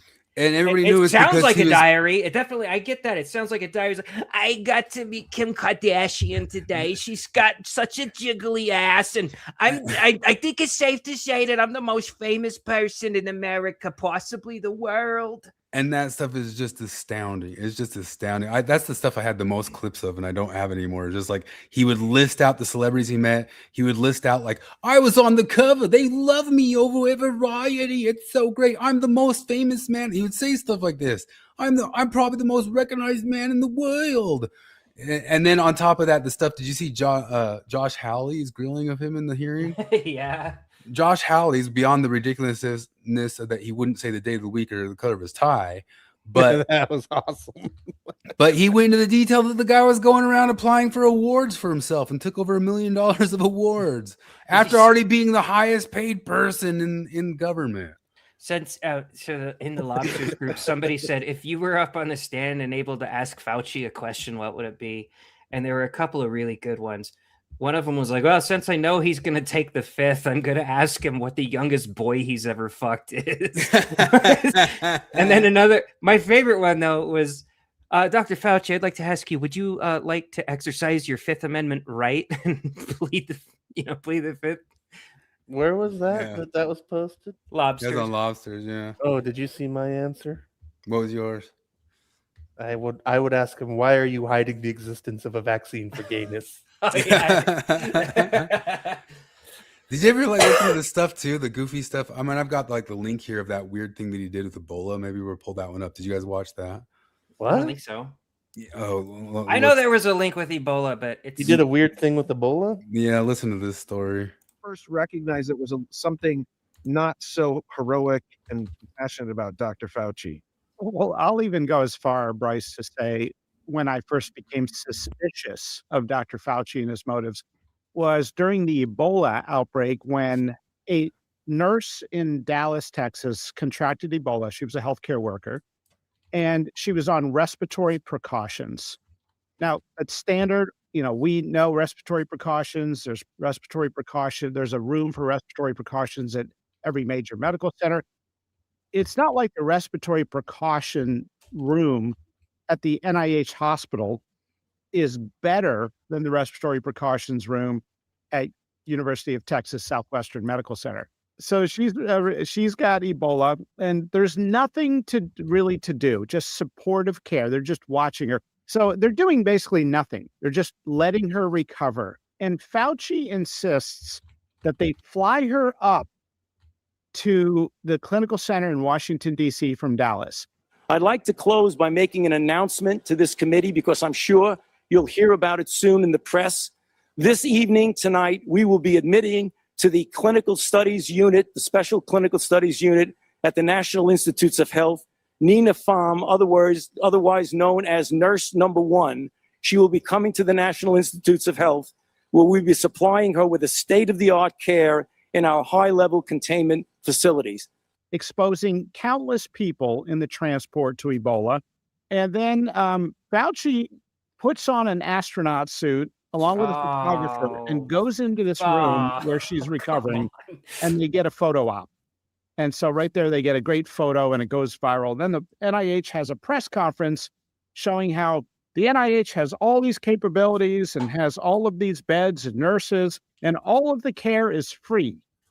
And one person, reporter in the audience, astutely says, wait a minute, when you say it's free, isn't it funded by billions of taxpayer dollars? And, that kind of threw a monkey wrench into their argument. She is where she is because she is sick and she needs care. Can you specify or estimate how much it costs per day to take care of her and who will cover the cost? What if it would take in 10 or another person Okay. in the next This is a research hospital, and I've been at the microphone. I'm going to give Dr. Gallen the chance. Everything is free in this house. John, why don't you explain this? So when I said there's no other hospital like it, we've never billed a patient for anything. We will travel them here if they need money. We will house them or their family when they're here for free, and we never send a bill. So this patient will never be charged for anything. What would the cost for the taxpayers? The public pays $402 million a year to run this hospital with the generosity of the taxes. Oh, you were And supposed to be we honest. manage that budget. So they decided to fly an Ebola patient up from Texas to DC or wherever this is, Bethesda, for a photo op with Fauci? All I can say is there was no clinical indication. There was no medical justification for transport here. And I know that they got this photo op with Fauci in the spacesuit. When did you? Oh, that's wonderful. Amazing stuff. You ever seen like the Dallas Buyers Club? You know, he's like the bad guy in Dallas Buyers Club because he's pushing like this weird vaccine on the gay people too. Like that in that movie, he is the bad guy in that movie. Yeah. Yeah. So this sort of stuff. Like I said, it's almost impossible to remember all the stuff. Brett and Heather Weinstein just went through a bunch of different situations that were absolute bullshit on their channel. Just kind of, you have to stop to remember all the stupid stuff because it's impossible. I mean, I've got like Crowder clips here because Crowder kind of pulled up some of the most ridiculous things. But then again, you got to listen. A good greatest hits list, but holy fuck, that guy! I want to just, if I could snap my fingers and talk to him, Crowder, just do an irritating Ben Shapiro style ad read. I don't know how much time and money you're spending on these stupid fucking skits. Nobody likes them. Yeah, it makes it go. I don't even like your non-ad read skits. But, so I would love for you to stop those, but for sure stop. I'm happy that the YouTube has dropped him out of my algorithm or something because he hasn't popped up for me in so long. And he pops up here and there for me, but but oh my gosh, just go like the star fucking that Fauci talks about in that thing is just so embarrassing. Like I cannot believe the guy thinks like that. From these celebrities, but also he is Trumpier than Trump. Yeah. Oh yeah. Like everything that the left hates about Trump, Fauci really is that exact thing. They made a funny joke here. Here's a good funny joke by Crowder. Do you think I can land one at home aiming at the fence for you? I'm promising you a funny joke by Crowder. You think you can land? There's no heaven. I am. It's easy if you try. Here's the thing. Pause it. Oh, shut Gal up. Not Gadot, that, like I get it because she's just some dumb broad. This is self-important, but that's what ruins comedy in Hollywood. Let's continue. No hell below us. Above us only sky. Be my land. Right there. That was a good mix in. Scooting in. I heard it. I wasn't watching it. I heard because I saw this clip. Slipping in Maduro when he was trying to troll the president. If you remember, he did that. That was a pretty funny joke. That was pretty good. Living for today. Fuck you. Yeah, it was like, remember? I did not know this happened. That one is so bad. This is in Washington State. I live there. Look, they're staying safe. Hey, look at this stuff right here. Holy 7 hours. We've been talking about like hatchling stuff this week and all that sort of deal. I want a source at this time frame then, because there's probably a source now. But at this time frame then, you could have said, I need a source that these athletes perform worse while wearing a mask. And that's I know. That's exactly the type of thing you're like, we don't have that study, dude. Well, so we've looked at it and said they perform pretty well. And it's like, no, we don't need a study for that. We do not need a study. There's no studies in the studies. Where's the studies?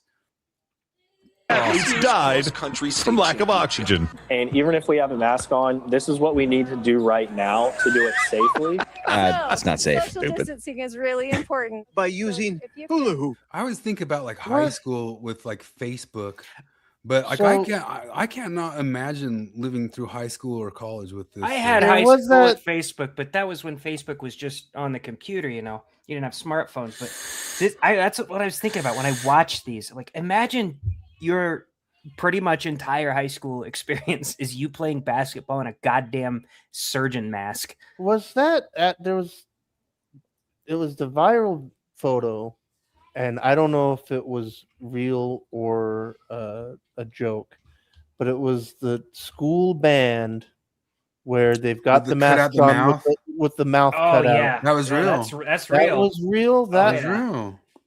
Like, One of the things Brett and Heather Hang talked about was like, you remember, like you'd go to restaurants and you could take the mask off at the table, but if you went to the bathroom, you had to put the mask back on. Our rule at work was like, we're in training this one day, and it's if you're like drinking, then you don't need to have the mask. So I just had my coffee thermos. So I had my mask off the entire time because I was periodically drinking coffee. Like when I'm at a table drinking coffee, I have to.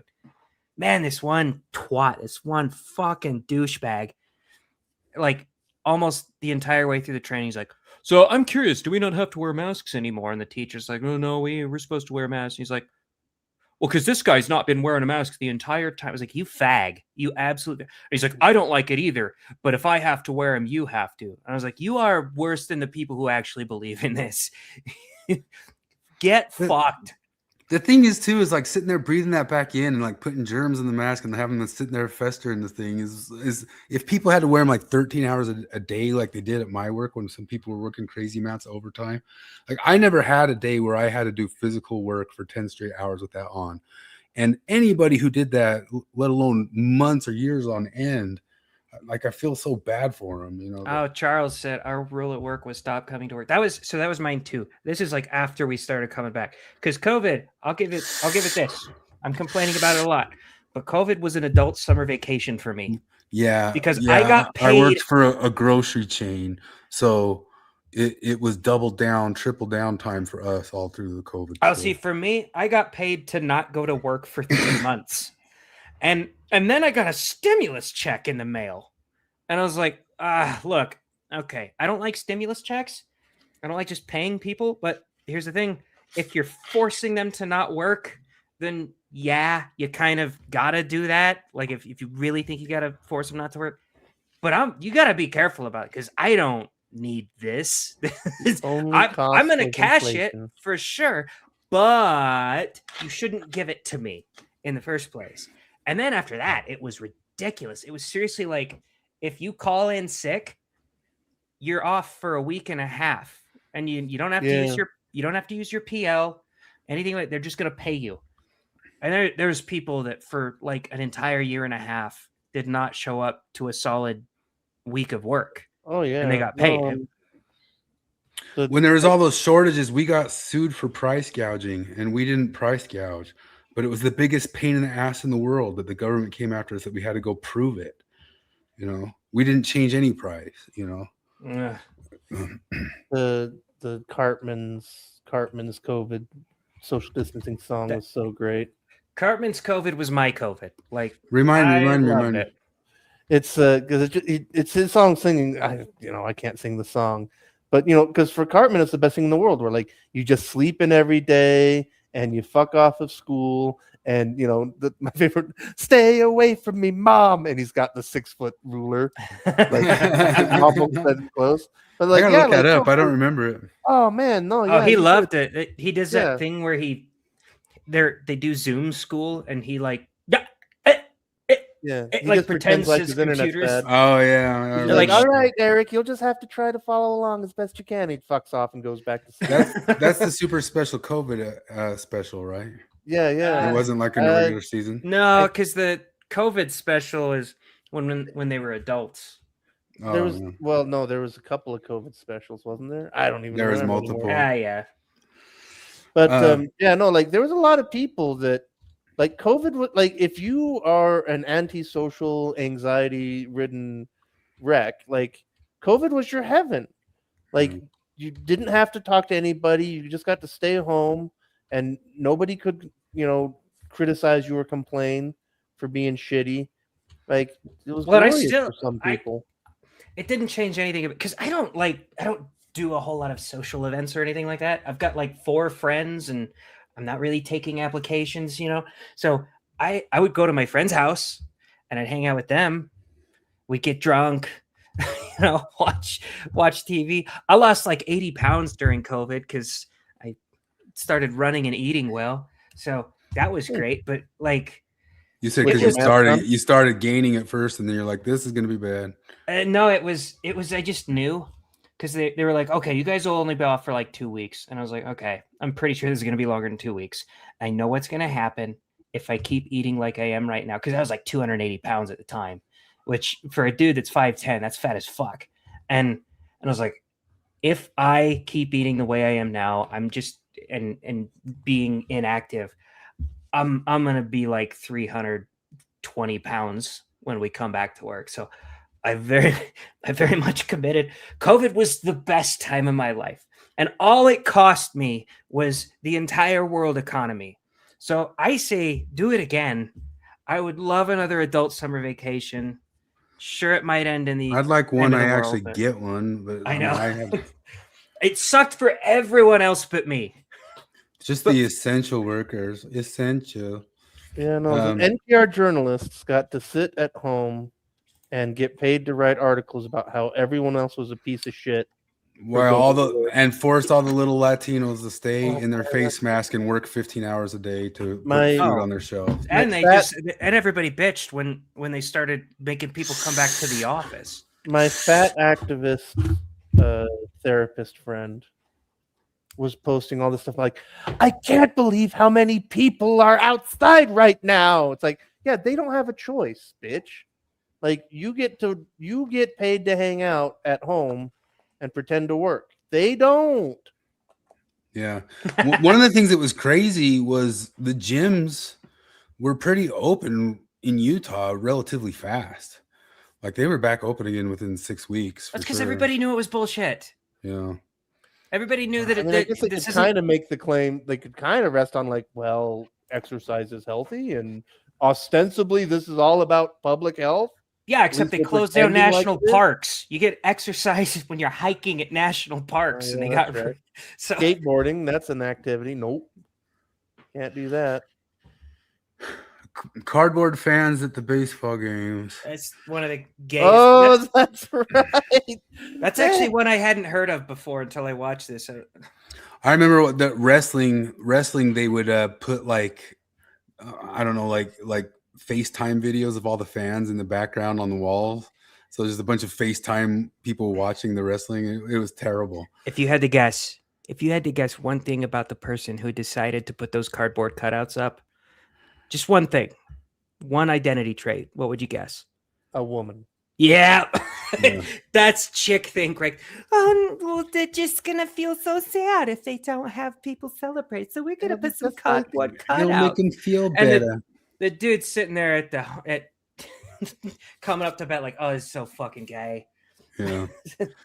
Well, speaking of, you still have to pay for the hospital. That's kind of like timely with suddenly cutting produce for 30% for people in the city and that sort of stuff. But I think this whole thing. Let's watch a Crowder. I think this is one of his. Here, you should try it. Shoot a 3-year-old. You're better off with Swaddlers. Yeah, exactly right. I think this is their. They spend all this time on an ad.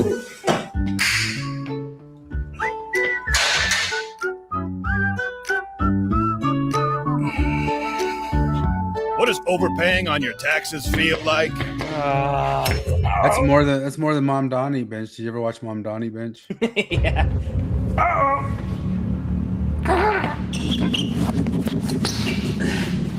Just tilt it to the side and it falls off. Steven!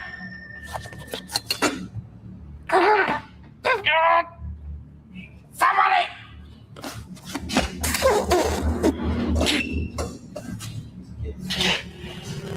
With all the camera angles, this probably took them 8 hours. I know.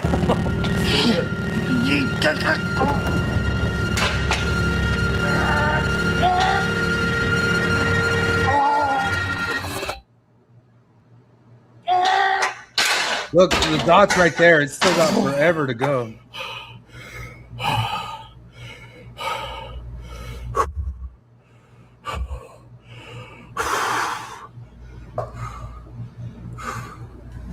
Oh.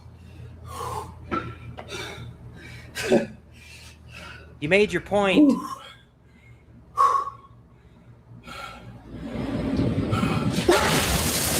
About like that. Don't let the IRS bust your ball. Even more musical. How much excellence. effort was it? They even put CGI effort into that. Do you want to know what's even more annoying than that he does is his like minute and a half monologue at the end of every fucking YouTube clip telling you to go to Rumble. Oh yeah, I'm still here. I don't know if I want to play the like. You could probably. Oh, still play that one. Play that one. I've got the real one that you just sent earlier. I'll just go to the real one. But man, this I poor bet you kid. could still get dinged for playing like the rap videos and Jimmy. Oh, that one's good. Another brand of COVID-19. Get him off screen. 9 out of 10 people won't get sick. That's 90% effective and legit. This COVID thing is real and it will find you. Come on, blacks, take the vaccine.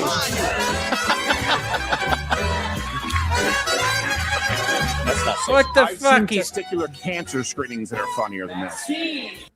that's the day that the vaccine came out, and he's dancing around without masks. with That's people. what the fuck? None of you follow your rules. The French Laundry, Nancy Pelosi. I had to get my hair cut. I just had to. Do you remember that they announced the vaccine the day after the election, as if they didn't already have that before? Oh, I didn't realize They that. didn't want to give Trump a win. Not that it should be viewed as a win now, but it would have been viewed as a This win. poor at kid. that time. I feel bad making fun of him because I think he's actually retarded. but yeah. But this is so gay. Give us vaccines. Oh, come on, guys. We can't make fun of the disabled. I remember that was happening. I was like, "Come on, he's retarded. Don't let him. That's not. Don't let him do that." But then you can't put him out there. It's like they were baiting us. Like, hey, look who's going to present our new song, and they just put him out, and we're like, do you notice anything off about him? No. You think that maybe he might have something unique you'd like to put? He's retarded. He's clearly retarded. You're using a retarded person. But that was a level of quality that you could expect. Remember from late night. Yeah. That's why we did 2-a-days during that period of time, because it was, it was like a gulch. It was incredibly dry if you were looking for content. And it's not quite vaccine, but we did a parody of the Cranberries Zombie in the same vein. How much money did this make you, Crowder? Oh, I got it. I'm not on the right screen to get past it. There it is. All right, that's enough. We're so I don't know if I sorry. have it. Again, what would the left do It's a porch unfettered? time. It's a porch time promise. We will never again accidentally show you part of a Crowder skit. Yeah. Yeah. I've got the 5 from Fox next for you.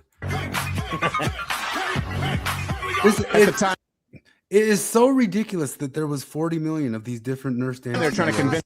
Right in the middle of them telling us that the nurses were overworked and overcrowded. It's just that all the hospitals were overrun. Yeah, they were too busy. I forget that music, and I can't even believe all that happened. I can't. Like I said, I can't even remember all the things. We even had more things that we were listing out earlier. I mean, nurses, I always say this, the most self-congratulatory group of people on the planet are school teachers, and number 2 is nurses. Yeah. And I love my mom. She's a nurse. She's not the pat yourself on the back kind of nurse. So if my mom ever watches this, which I really doubt she ever will, I'm not talking about you, Mom. I'm talking about all of your colleagues. Every fucking one of them. I don't know if I watched this whole thing. He just goes over all the stuff where he's bragging about himself and bragging about meeting celebrities and stuff like that, which I guess we kind of already covered. I don't know how much longer Flip's going to be here. I don't know if we want to talk I got a bill. Kolby and Jacob's discussion or Mom Donnie before we jump to other stuff. Just getting to Mormon stuff. Or did you want to watch the WNBA All-Star highlights? I'll put those on while you discuss what you thought of the Butter pecan.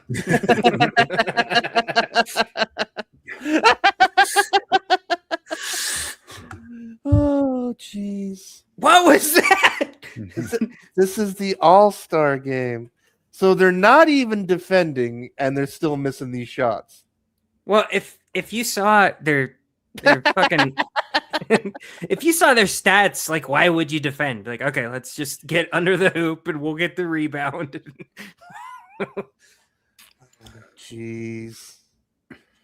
Like, because they were just getting some traction because they've got that the pointing lady, Sophie Cunningham. Mm-hmm. Apparently, because like she's mouthing off about how the refs are shitty, and is getting fined, and so people are talking about that. So it's like, well, at least people are talking about the WNBA. But then then you see the basketball and you're like, oh shit. Well, they get The most mad entertaining thing is the gossip stuff. Well, they keep getting mad at like Caitlin Clark. They were all getting mad about her, and I'm like, look, I don't know anything about the stats. I don't know if she's actually the best player, but like even if she isn't, and you roll your eyes at it, like, oh yeah, she's pretty good. Like, Still, as far as making threes. Yeah, but even if she wasn't, it's like, oh, she's lifting us into semi-relevancy. I should be pretty stoked about that. But no, I'm Angel fucking Reese, and black women built this league. No, black women did not build this league. Mostly black men built this league. An article about Caitlin Clark complaining about fouls and somehow related it to the death of Emmett Till. This is Nancy Armour. In a recent article, she wrote, it shouldn't need reminding this country has an awful history of black people being harmed, even killed in the name of defending white women. The WNBA's All-Star game this weekend is in Chicago, Emmett Till's hometown, and a local art gallery is currently hosting an exhibit imagining his life if he hadn't been killed. While it's incumbent on the WNBA to do more to protect its players, there's also should be an expectation on Clark to recognize the wider consequences of her actions. You may be thinking, did Caitlin Clark do something? No, this is the article. Caitlin Clark repeatedly berated refs after not getting calls. Replays show she doesn't deserve. Welcome to basketball. That's every NBA game. Nancy Armour is known for takes like there's no place in the NFL for cheerleaders in 2018. Now this take, but she did release a statement. In my recent column, I made an inartful comparison with the murder of Emmett Till. I obviously did not provide enough context for that. However, this point still says she doubled down. There is a history in this country of perceived threats to white women being weaponized against African Americans and the danger that poses to black players in the league. We're complaining about Caitlin Clark yelling at refs. She even locked herself on Twitter. Columnist for USA Today Sports, writing about a little bit of everything. Runner, Starbucks junkie.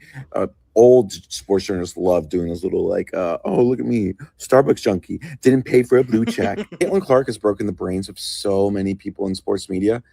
And it's not even her doing. She just plays basketball. That's freaking USA Today, like not HuffPost, not we were talking earlier, like it's got to be HuffPost or Guardian. Like it could be NPR, it could be the New York Times. That's a good point. The New York Times is washing Hassan Piker's balls and now Mamdani's balls for this stupid store idea that's gonna fail so hard. Did you guys watch the extended video of like the extra stuff that they're saying beyond just dropping the produce 30%? I've seen some clips, but they're going to have the highest wages. We're going to have the highest wages and best living wages for everybody who works there and all that sorts of stuff. It's unbelievable, the stuff they're trying to push in that. Anyway, let's talk before Flip's got to run. What do you guys think of the Mormon book reviews discussion between Kolby and Jacob? It was so surprisingly less stupid than I expected. It was actually pretty decent. It was less what?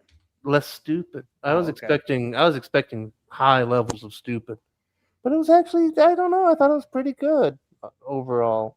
Yeah, like they were nice to each other. They agreed on a lot of stuff. Like really, the only thing that I really took issue with is Jacob pushing this whole idea that blacks in the priesthood was just a theory. It was never doctrine. It was just a theory. It's like, no, that was doctrine, guy. And also like there's nothing in the Bible that supports racism. I'm like, there kind of is. I mean, kind of a lot of stuff that in the Bible where it talks about the Jews being the chosen people and select over any other people. Yeah. There's nothing about racism. I think there might be a couple things. These guys are cool. Fuck these guys forever. There's you can make an argument that the Bible justifies some racism. Oh yeah, no. The other thing is that it's like it's a new take. Like it's nothing I ever heard until Ward Radio and Jacob Hansen started talking about it. But like they're really specifies sub-Saharan African. It was always about Sub-Saharan African. It was always about Sub-Saharan Africans. Like, no, Like Brigham Young was not making a distinction between Oromos and Zulus. You know, like no, it was black people. That's what they were talking about. Yeah, that's really it. Like, I mean, as far as like gripes, like other than that, I thought it was actually pretty decent. You know, yeah. I mean, it was fine. There was, I mean, anytime Jacob brings up the collective witness model, it gets stupid. And, oh yeah, that's and Kolby did play the hatchling a couple times, but yeah. And I don't even know if he was playing hatchling or if he actually, because my big one with Kolby was it's the Reddit sources guy. The sources? Yeah, it's the Reddit source guy. It's when what was the example they were using when just proof any sort of source that same-sex couples have worse outcomes than I don't mind that one. Like I understand it because I understand both sides of it a little bit because on one hand, same-sex adoption hasn't been legal for relatively long.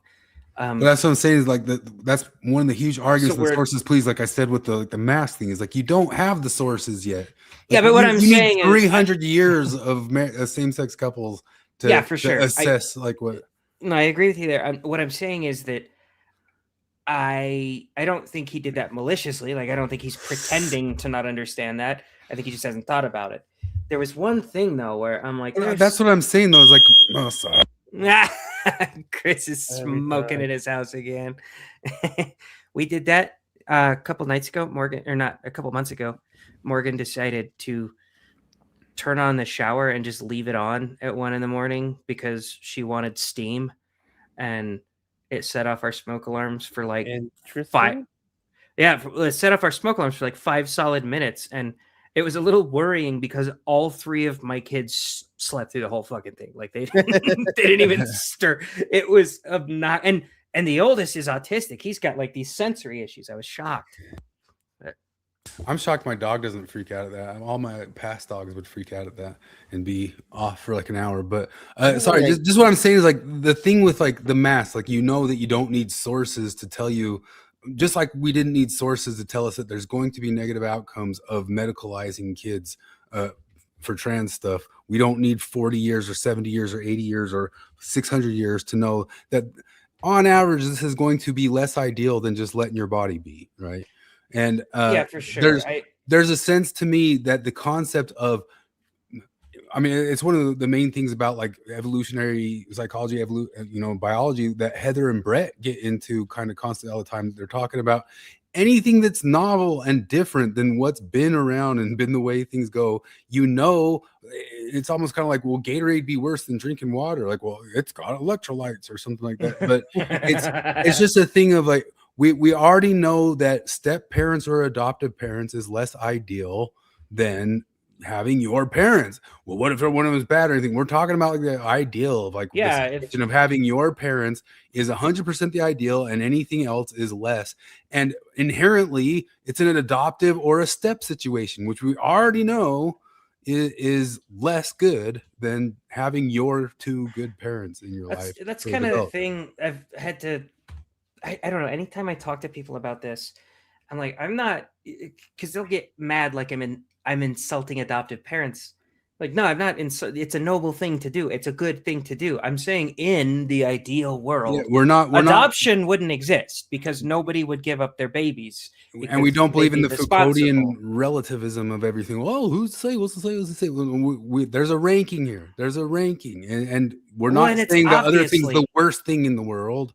Yeah. And it's obvious that like, even without the studies, even without understanding the disparate income or the disparate impacts, even without that, it's obviously ideal that 2 people would raise the baby they created. Like it's that 2 people wouldn't have to give it to someone else and hope that person was good. And they usually are. People who adopt are usually pretty good people. It's a good, noble thing to do. It is less ideal than having 2 good biological parents. Yeah. Risto mentioned that he was being hatching on if there's differences if you get different treatment from a mother and a father. Oh, that was it. That was the one where Kolby act entirely shocked when Jacob I'm unaware said, of any difference between how men and women interact with children.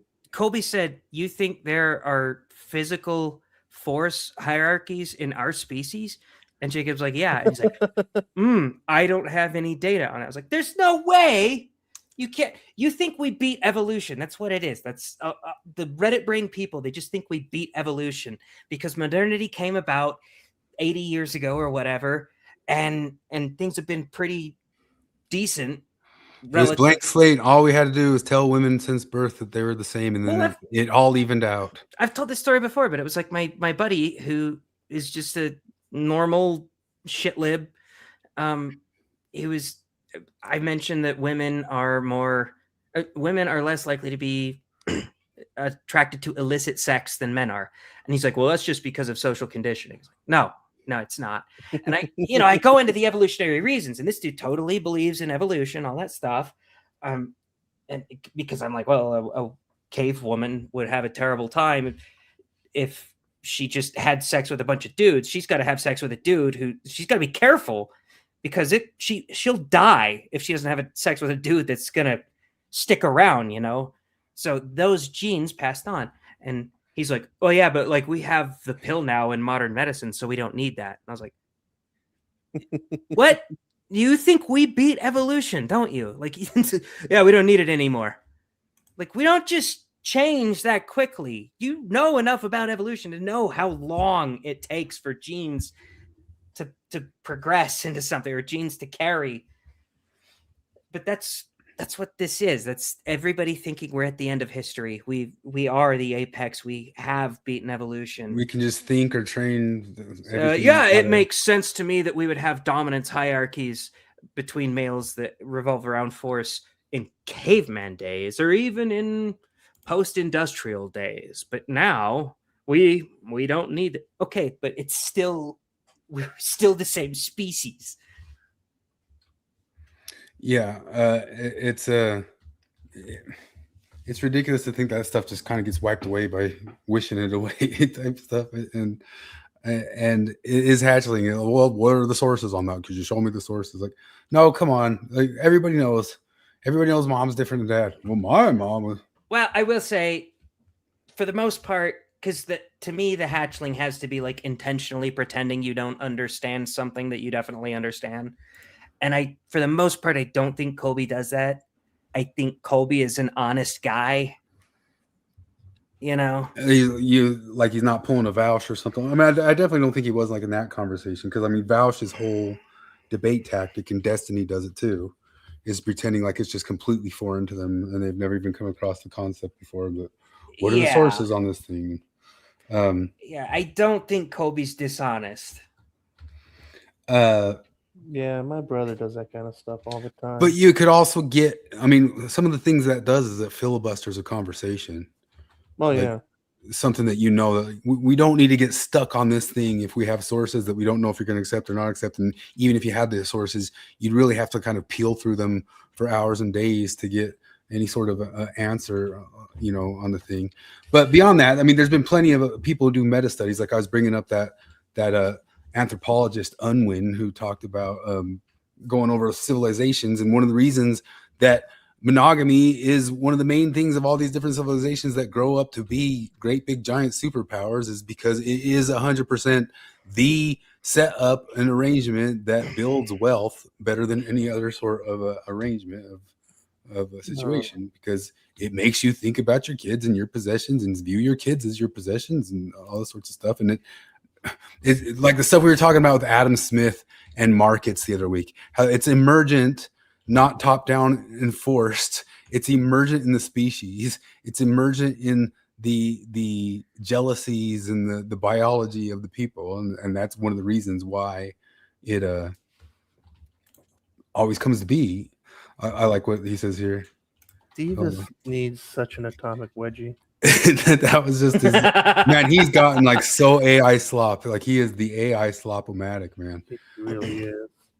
Men LARP hierarchy, but deep down love equality. Women LARP equality, but deep down love hierarchy. Like, which gender is which? Man, Taylor's such a piece of shit. But aren't we all? We're all the same. But Taylor's such a piece of shit. Guys will spend 4 weeks in a trench, a hole in the dirt, trying to put bullets in the faces of other guys when they come out of the trench over there. And then for Christmas, take a break and send each other gift baskets. Women will get you a gift basket while fantasizing about shooting you in the face. Guys will be racist, but then have a beer with anybody. Women think if you're racist, you should be put in jail. Men will talk about brutal dating standards because they're lamenting that some dudes don't get love. Women say everybody deserves love and then treat sub-5s as if they're not people. Men will talk about how some people are better, but then insist every baby deserves to live. Women will talk about how all people are equal, but if the baby's inconvenient, throw it in the trash. And the reason is because men consciously impose hierarchy. Women embody it. Self-God. Gee. Yeah. That was succinct. Corolla, it's one of the things that, because Corolla's always talking with Allison, and I guess you could say she's not doing the same thing, but she does the same sort of thing that gets made fun of on Reddit. That's one of the things with Kolby and stuff, and maybe I'm too online and stuff like that, but it's like, you know, you're doing the source guy, like sources, or John DeLynn doing the soy smile or something like that. But Corolla, anytime he has his news person Allison on, he says something. And one of the things he said this week is he was talking about how men are on average better at having adversaries, but then forgiving and working with adversaries. You know, it's kind of just like basic game theory. And not only that, it's true. Like you can, like Rob Henderson stuff, you can follow Rob Henderson stuff. It's very, very shown in the social sciences that women hold grudges longer, and that could be dangerous at like the civilizational level type stuff. And men can work with their adversaries or former adversaries much quicker. They can forgive quicker and get back to productive work, and it's just part of the biology of the different genders.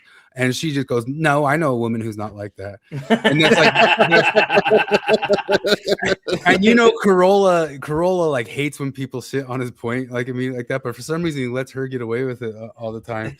But Corolla's absolutely right, and it's Corolla with his crystal brain noticing a thing like he always does. It is absolutely true in the literature, but she's just the quintessential, like the joke on Twitter is always like, women are taller than men. No, I know a woman who's 6'5", and that's a meme. Yeah. That's a meme of that type of person. Well, that's the thing I've run into a lot, like, because I only recently learned about the name of it, but the breakfast question. Do you know about the breakfast question? Yeah. Oh yeah.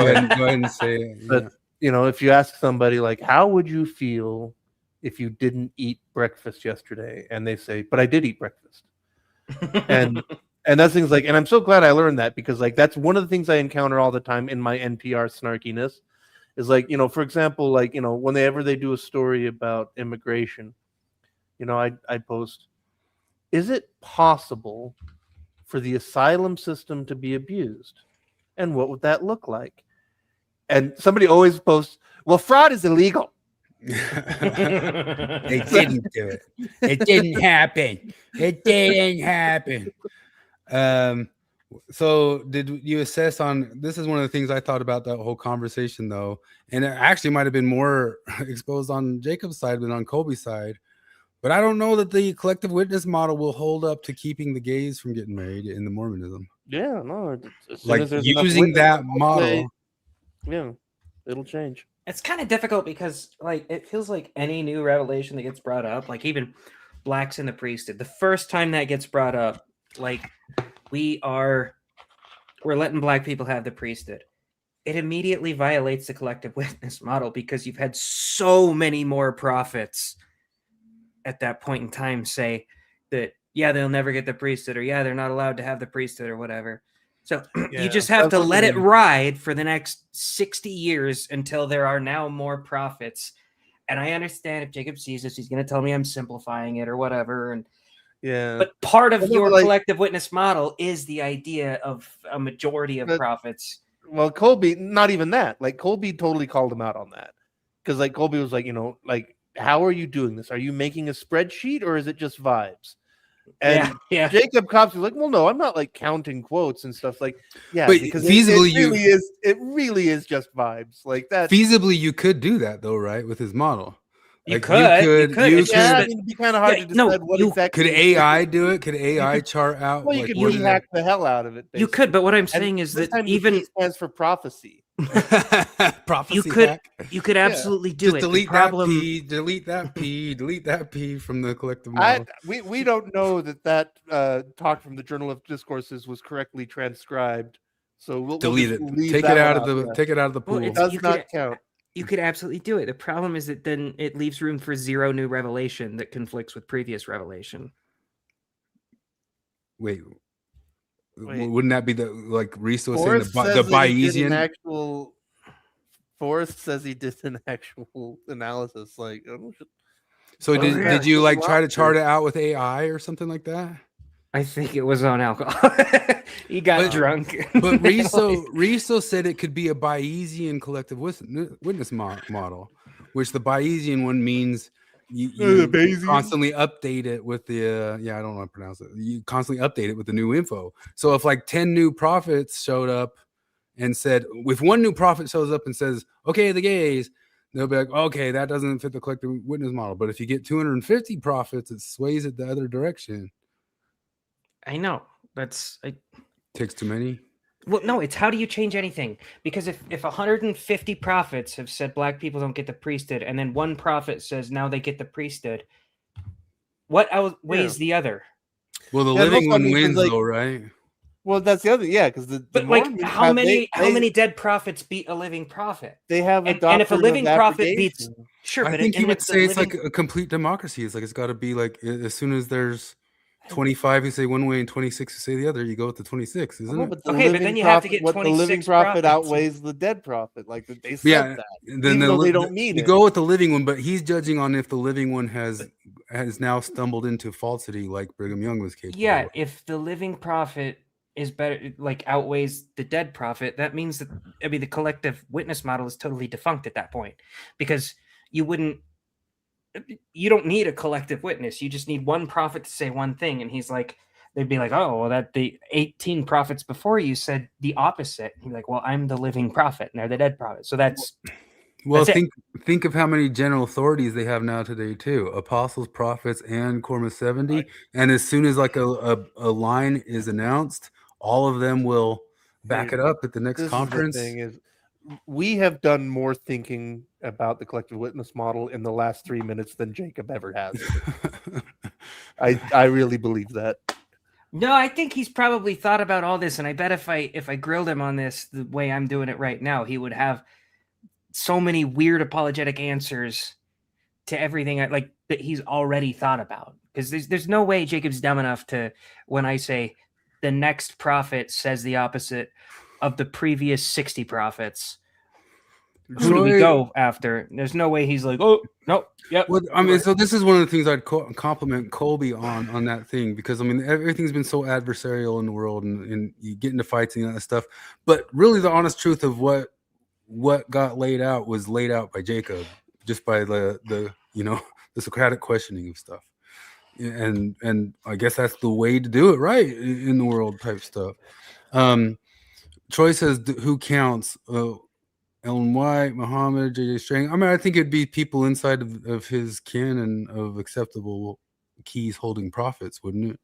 Which is basically just Book of Mormon, Bible, and anybody who's been Mormon since Joseph Smith, right? That's got to be the... It'd be fun to have him here to answer this very conversation. I wonder what his answer would be. I don't think that it would be anything that would satisfy us. Anyway, I really got to bail. I was going to bail at 9, but I was having too much fun. And I feel now that you didn't bail at 9, you might as well not bail till 11. Work has been, for like the last 3 months, it's been bonkers with them having me work different shifts and working late and working long. And I fully expect to get goofed again on tomorrow, but we'll see. Yeah. Well, when's your England trip? Saturday after next is when I fly out. So 9 days. I'm so ready to go. Are you gonna get Taco Bell. Now I want you to waste one of your meals on Taco Bell. I there. know. Tell us how bad it is. I know you I- want to use it for real England food, but because like I did. you Like, know the what a first time bad I- ask of Flip that is. Flip I know. who loves like good food. He finds the good food in Salt I Lake. don't know. It might work out like that just because like I said, I've already resigned myself to like I'm gonna be in London for 4 days with 3 people whose favorite restaurants are literally the English equivalent of like Applebee's and Olive Garden. And like Flip, 'cause, like, okay. I thought about like I even found like there's an Iraqi place that makes maskoof, and I've always wanted to try that. And there's You no just- place around here You that's just even blew like my that. mind. You blew my mind because you know what? Most of the times we've ever been at the same places, like while eating or me not eating or whatever, has been on the Sunday breakfast thing, and it's almost always like a little bit foodie adventurous, right? Like places that foodies like to go. I just realized I can't picture you in an Applebee's. Like, has that happened? Only when I get dragged there. Like, I mean, I can't even. I can only picture like your face of absolute disgust. And I was like, no, that was one of the things that really bothered me for so long was that like when I was 17 and I got my driver's license and I had my car and I was finally free to do whatever I wanted and I could go try adventurous foods. And like all the times I would just because like it would be a place I'd driven past a million times. I'm like, that's a language I don't know. I have no idea what's in there. I'm gonna go find out. And like one day I went to a place that was called Pho An Dao, and it just said, I don't even remember, might have even said Vietnamese restaurant, I don't know. And I went in, and there was an article on the, like a Tribune article on the wall of the little cubicle, and it was like, what is pho? And I'm like, oh, I'll try pho. And it was like this transcendent experience where like, oh my God. I love this is pho, and I'm amazing. sure I found it downstream from you because it was James who showed it to me, and I'm sure you showed it to And me. I showed, yeah, exactly. But no, that's the thing that drove me nuts is that like, so I was 17, I discovered pho, and I'd be hanging out with my friends, and they're like, well, let's go to eat. And I'm like, guys, you guys have to try this Vietnamese stuff. It's called pho. And they're like, hey, I don't know about that. And we would always end up at a fucking Applebee's or some shit like that, right? And then like around 2007, all the same people were like, I saw Anthony Bourdain and he talked about pho. And now I like pho. And I'm like, you fucking dickhead. For 10 years I tried to get you guys to try this shit, but you needed Anthony Bourdain to hold your hand and tell you it was okay. And like, yeah, no, like it really was so obnoxious, like, because that really bothered me where I'm like, because like you guys blew me off for 10 years.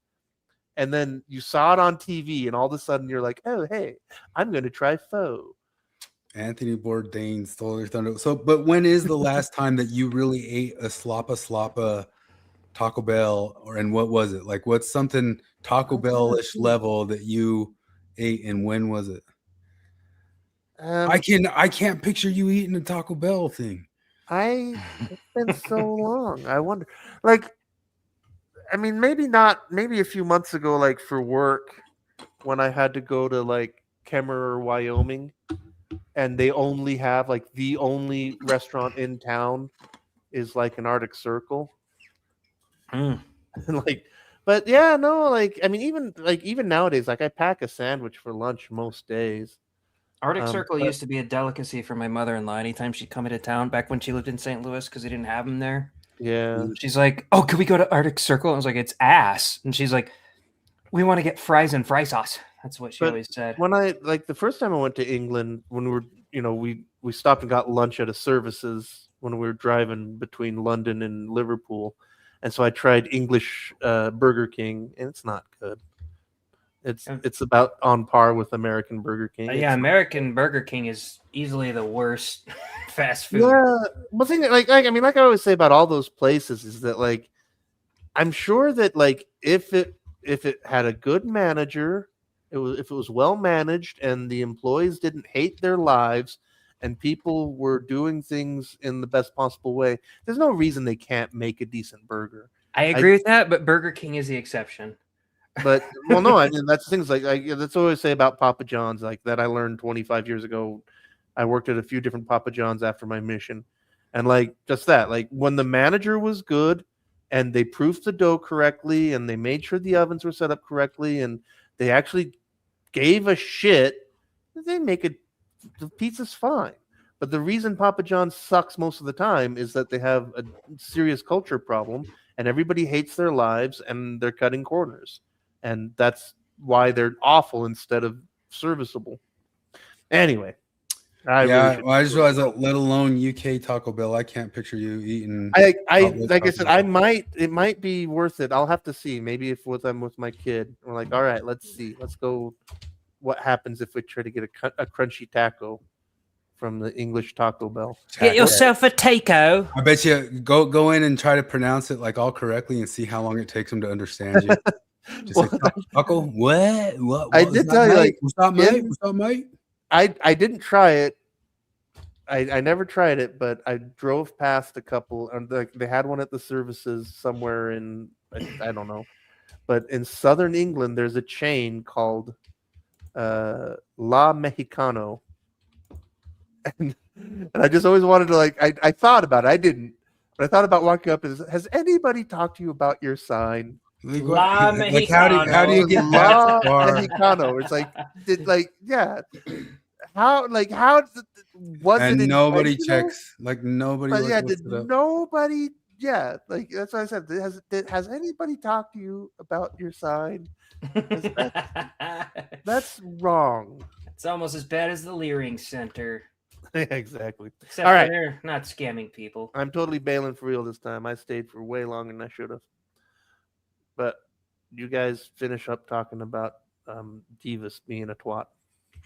Oh, I wasn't going to talk. I mean, that's just all he's got is slop nowadays. Slop. He's got a sloppy twat. That's his problem. Ugh. All right. Oh, that grossed me the fuck out. Even more than English Taco Bell? Yes. All right. If I went to English Taco Bell, I'd probably like it all right. I'd see. I really wonder. Like I said, like, it will be run by Turks, so I wonder how that would go. Because they're like, well, we're used to putting sliced grilled meat on a piece of bread. It'll be like Turks Mex, I guess. Yeah, pretty much. I mean, I had fajitas made at a place run by Turks. It was a weird restaurant that had what was it? It was like pizzas and pasta, sushi, and Tex-Mex, and that was one restaurant, and everybody that worked in it was Turkish. What the fuck is this? That's the world. Globalization. All righty. Diversity is our strength. All right. Here's there was a HuffPo piece saying that you could dress coded to look MAGA. I got self-conscious about it because I was basically dressed exactly. Is that Andrew Tate? Like, who is that? That is, some other golfer. I don't know who the other guy is, but yeah. So I'm like, I was dressed exactly like Andrew Tate, like when you sent that. So I fixed myself with AI. There I am, ready to go. Now I can fit into society and not be coded MAGA. Those fucking arms. That looks so terrible. I have seen that guy at so many emo shows. I know. He's usually wearing a bunch of patches as well for whatever fucking reason. Probably ironically. Yeah. I did something like, oh man, do I look like Andrew Tate? Ugh. But so neither end of it feels that great to me with that picture. But am I coded? Am I walking around and the chicks are going, he's MAGA, he's MAGA? Well, what it means is that you dress like a normal fucking person. Yeah. Like that's all it is. Everyone else needs to have a uniform, right? Hipsters, they got to have a uniform so they don't conform. It's the funniest shit ever. Emos, they got to have a uniform so they don't conform. Goths, uniform. Like every stupid ass group has a uniform. And I'm like, I remember walking into a Hot Topic in high school because I wanted to look for a band t-shirt. And I'm just wearing the clothes that my mom bought me because I'm 15. And those clothes just happen to be a lime green polo shirt and cargo shorts. Sorry, tell me, I lost volume at 15. Okay, yeah, I was 15 years old, so all I had was what my mom bought me because I don't care about buying my own fucking clothes. I still wear clothes my mom buys me. But so I'm wearing a lime green polo shirt and cargo shorts or pants, I don't remember. And I walk in and there's these 3 emo kids, 2 chicks and 1 dude, and one of the chicks is like, ugh. Like, this, seriously, this doesn't sound real. It sounds like something from South Park, but she's like, ugh, you're wearing too much color. Go to the buckle. And I was like, sorry, I forgot my man eyeliner. And because the dude that was with him was wearing eyeliner, and he kind of looked embarrassed a little bit probably because his friend is a confrontational dick, and he probably wouldn't have given me shit. But then I made fun of him to get back at her, and then they left, and I went and bought my whatever T-shirt that I wanted. Like, if your whole thing needs a uniform, then you're not a nonconformist. Yeah. I seem to notice that MAGA people like to wear ball caps and jeans and T-shirts. Yeah, that's just what people wear. It's people who only dress for practicality purposes. Not that Tate does. I'm sure that is a designer polo because it's clearly much thicker around the chest than it is around the waist. Yeah, I don't know. It's just so ridiculous. But I mean, I already said like gym going is MAGA coded way back forever and everything. Oh yeah, being healthy is MAGA coded. Being punctual is white supremacy. Being polite, that's white supremacist. You sent this thing that in the Halo campaign they made sure that you could murder all the men, but you couldn't shoot the women. I remember this part in the original Halo, because the first thing you do, like, now you don't do it as much in games, but like when these games were first coming out, like, oh, can we kill the good guys? And we'd do it, and they'd start shooting at us. And like, oh, they let us kill the good guys. They still let you kill the good guys. They just don't let you kill the good chicks. I thought so. It kind of made me think of something, because I noticed I had clips for this, but I forgot my my PowerPoint, like I said. But one of the things that Nolan said about the Odyssey is he couldn't give the women their due that happens in the Odyssey at the end. You know how he goes back and kills all the suitors? Mm-hmm. Well, they also kill all the women. They kill all the women that were sleeping with them and that sort of stuff. And Nolan said it was too full of misandry and too. So you can murder the shit out of all the men, but we got to leave that part of the women out. And I noticed that somebody pulled up another part on Twitter that I wouldn't pull up, because everybody says that, well, Eggers is based, the guy who made the Norseman, right? Mm-hmm. And somebody pulled out and said, no, he also pulled apart from this old script and text that in this moment here where he murders all the kids, he also murders all these women, and he pulled that part because he didn't want to kill all the women. So there's always this stuff of like, you'll do these terrible, horrible, super horrible things or harsh things, but not to the women, not to the women, not to the women. It's like coded in everything in our patriarchal society. Oh, hell nah. Yeah. Gotta nerf the women, but let's see how Steve shell almost corrected. The first crack in my shell. As a kid, I had a comic book collection. Then one day, kids, time for a family meeting. Listen to that production he's putting into this. I know. Ask him about it. He's got like all these voices and music going. I think it's his son doing the voices. We all went down to the living room. Kids, comics are a waste of time. From now on, no more comics can be brought into our home. All comics have to be put away for a while. You can read scripture. Okay. Did you ever have a moment like that? I mean, I think that's like part of like the coming of age of being a Mormon, because I definitely had multiple moments where, okay, this thing that you guys all really, really like is getting too out of hand for our spiritual beliefs, and it's time to reel it in. One of the big ones for me was, I heard my mom used to give my dad such shit about the stuff he would watch, and I felt bad for him, because it was like, he's watching The Simpsons or King of the Hill, and those are wholesome. They just say damn and hell. They never even say shit. Yeah.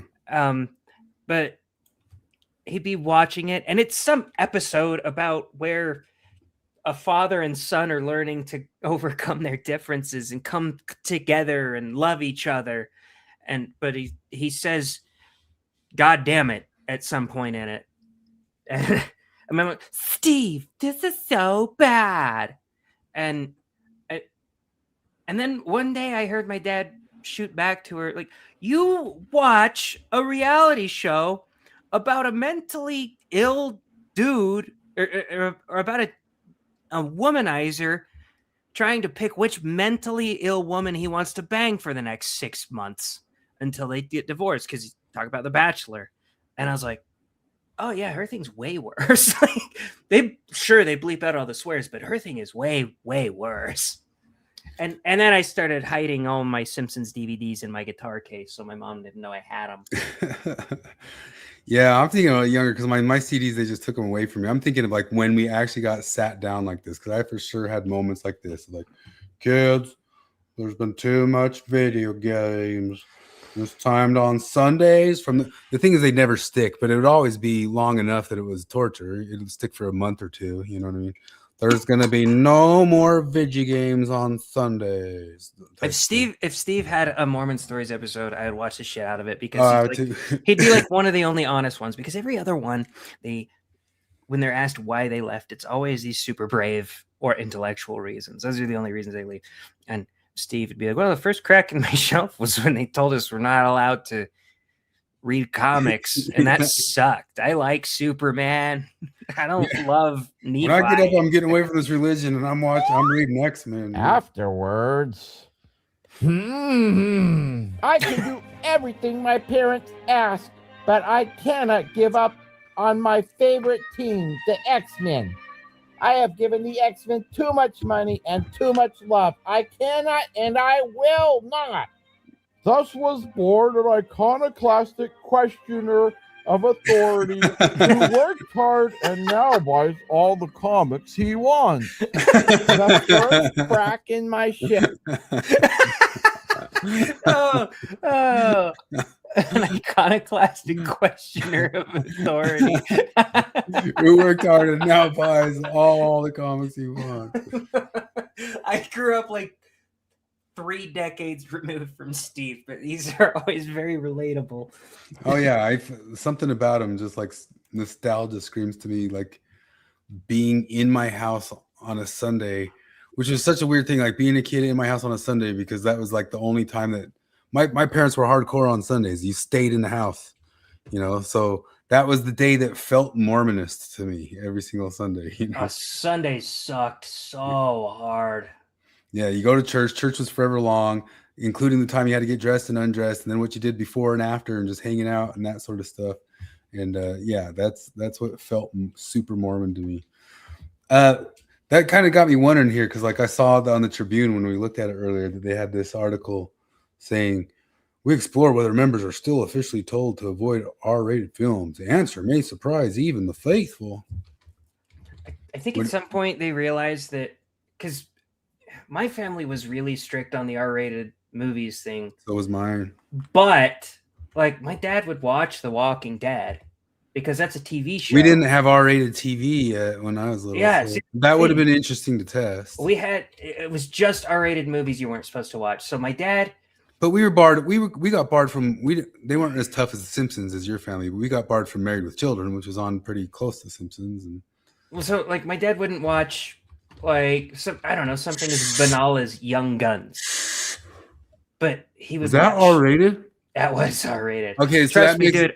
If you ask me any movie that happened from like 1990 until, or even maybe 1985 until like 2010, I'll be able to tell you what it was rated.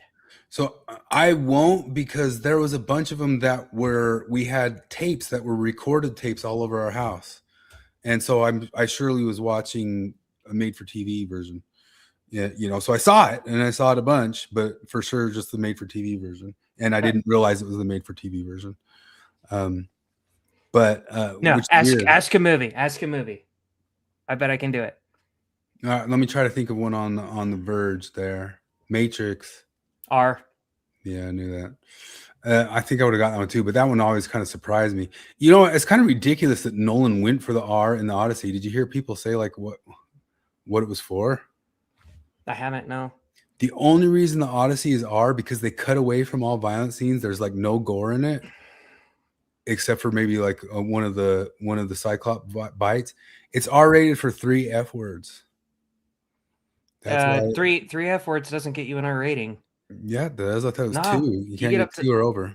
I looked it up. You get up to 5, but when honestly, did they rule that? When I was growing up, it was 2 over. I remember I remember from my observation, it seemed like PG-13 movies got 1 F word. But when I looked it up, I swear it said you get 5. And since when, I don't know, like when this was seriously in like 2010 that I looked it up. I don't think that's true. I don't know if they have a hard rule on it or not, because if that were true, every PG-13 movie would have 5 F words in it. This is a general rule. PG-13s are allowed exactly 1.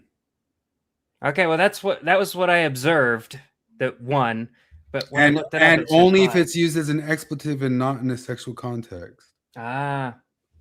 The 2/3 exception rule, the MPA guidelines contain a specific loophole. If 2/3 of the ratings board members agree that multiple uses of the word are inconspicuous or justified by a legitimate context, the movie can still keep the PG-13 rating. 2 F-bombs in The Social Network, 3 F-bombs. I should ask you this one. Social Network was PG-13. Okay, I would have guessed R on that one for sure. Nope, PG-13. Okay, I'm not gonna waste time on my head. I'm gonna get a list here and test you. List of what decades, 90 through 2010. I'm saying even back to 85 to 2010. I bet I could guess all of them. I don't care if this is slowing down stuff. This got to be tested. Oh, wait a minute. I got to get a list of R-rated movies to switch back and forth from 2. Sorry. No, you're good. It's people will ask me if I've watched some awesome classic movie, and I'll say no. They're like, why? Because I still haven't caught up on all my R-rated movies. That one was rated R? Oh, yeah.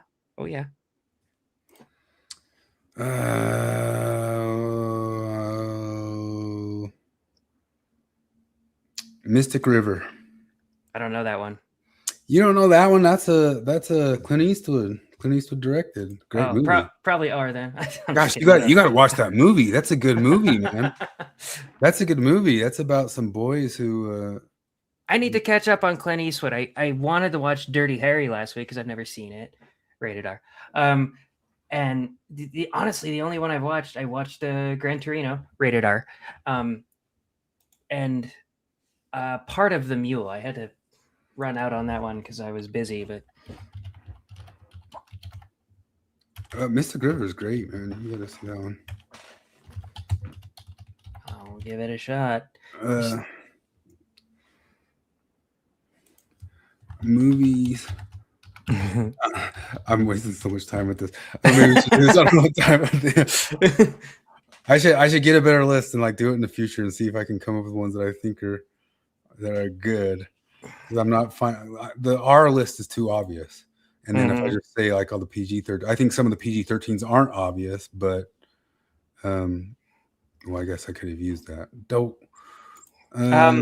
All the Die Hards were rated R except for Live Free or Die Hard, and that was PG-13. Jeez, I'll tell you that. I know it because I watched it. there's something else that has like a sequence of sequels that one of them is suddenly PG-13 too. Terminator Salvation. Yeah, that's it. And the rest of them were rated R. The Ring. They're R. The Ring features a surprisingly PG-13 movie, The Ring. Really? Oh, wow. Did I catch you in one? Yeah, you caught me in one. I said R. Well, let me double check it because I was on a list that. The Ring rating. Yeah, it says PG-13. Huh. Gotcha. But I had to use stuff.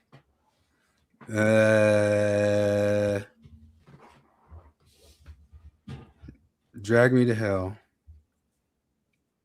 That's the rape one, isn't it?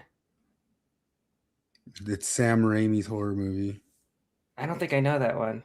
That's one you should watch too. That's a good horror movie. And Sam Raimi, the Spider-Man guy. And is it not rated R? Because I feel like that one is PG-13. Yep. See, I'm thinking of the horror movies. I know Disturbia was PG-13. Shawshank Redemption. R. Thought that would be a good one. Nope, that's one of the ones. It's rated R, and my friends were shocked to hear that. Shutter Island. R. I worked at the theater when that one came out, so it's not fair. Dang it. I remember being like a young Mormon kid, and like the era of the very first time I'd see of a movie was just some commercial coming on, and you'd see it, and it looked so awesome, whatever movie is coming on, and you don't know what it's rated yet until the end of the commercial, and you're just sitting there, please, please, please, please, please, please, please, please, please, please, please, please, please, and rated R. And you just have to wipe it from your brain forever, or hope it comes out in TV in 10 years. Titanic was PG-13, wasn't it? Even though it showed a boob. I can't remember because I never really had an interest in Titanic's PG-13. Yeah, PG-13, but it had a tit in it, so there's no way I was going to be allowed to watch that one. I knew PG-13 movies. Oh, you get barred from that. I thought, well, you wouldn't know the movie probably. What movie? I got an idea. Well, how many Michael J. Fox movies do you know? That's what's going to throw you through a loop. Back to the Future. You don't know like all his old 80s movies? No. That would be a hard list if you know. I know Aliens were all rated R. The Secret of My Success. I don't know that one. Yeah, this is all late 80s. All coming out right around the same time as Back to the Future. He was way busy at that time frame, but no Jurassic Park has ever been rated R. I know that. I also wasn't allowed to watch them though.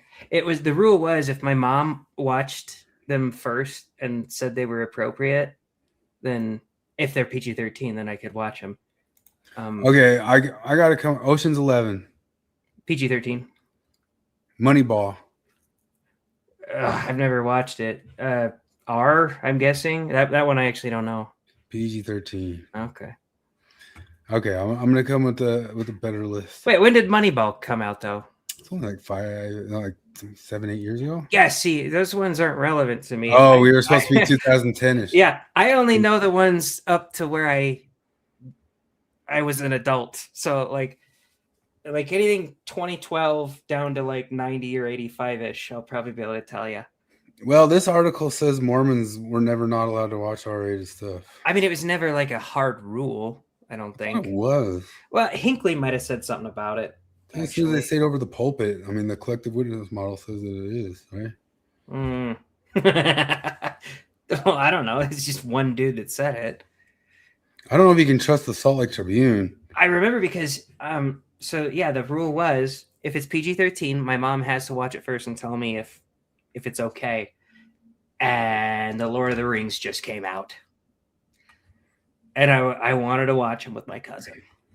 And my mom was like, I got to watch him first. I was like, okay. They're like 4 hours. Even though they're just PG-13 and it was totally... Oh, yeah. It was 4 hours long. And she's like, I don't want to watch that. And then she just went and asked my uncle if it was appropriate. He's like, yeah.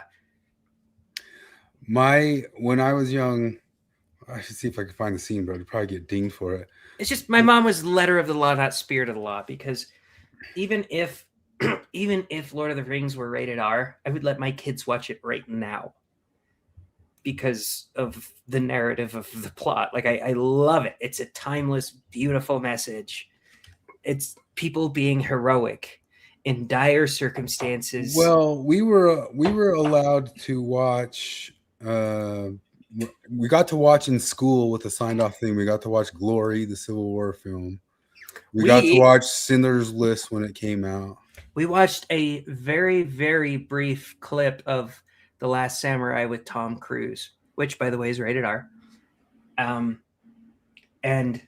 a kid told her parent about it, and then the teacher got in trouble for sure. It was the briefest clip. It wasn't a battle scene, nothing.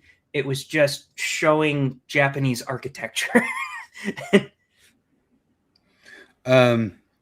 This scene right here in Top Gun. You ever seen Top Gun? I haven't. Man, Top Guns are good too. I could make a list of movies that would be good to see. But I mean, Top Guns, no, they're both good. Both of them are good. This sex scene is basically this. Nothing else happens. And my mom stood in front of the television so we couldn't see it. When we were kids. And for years, I thought way more happened. And I was like, oh, I wonder what happens in that scene. Whoa, whoa, whoa, whoa, whoa. I found out all the years later. And I was what like, movie? What? What movie do you think has the most necessary sex scene out of any movie? It would have been the Odyssey, but they didn't put it in there.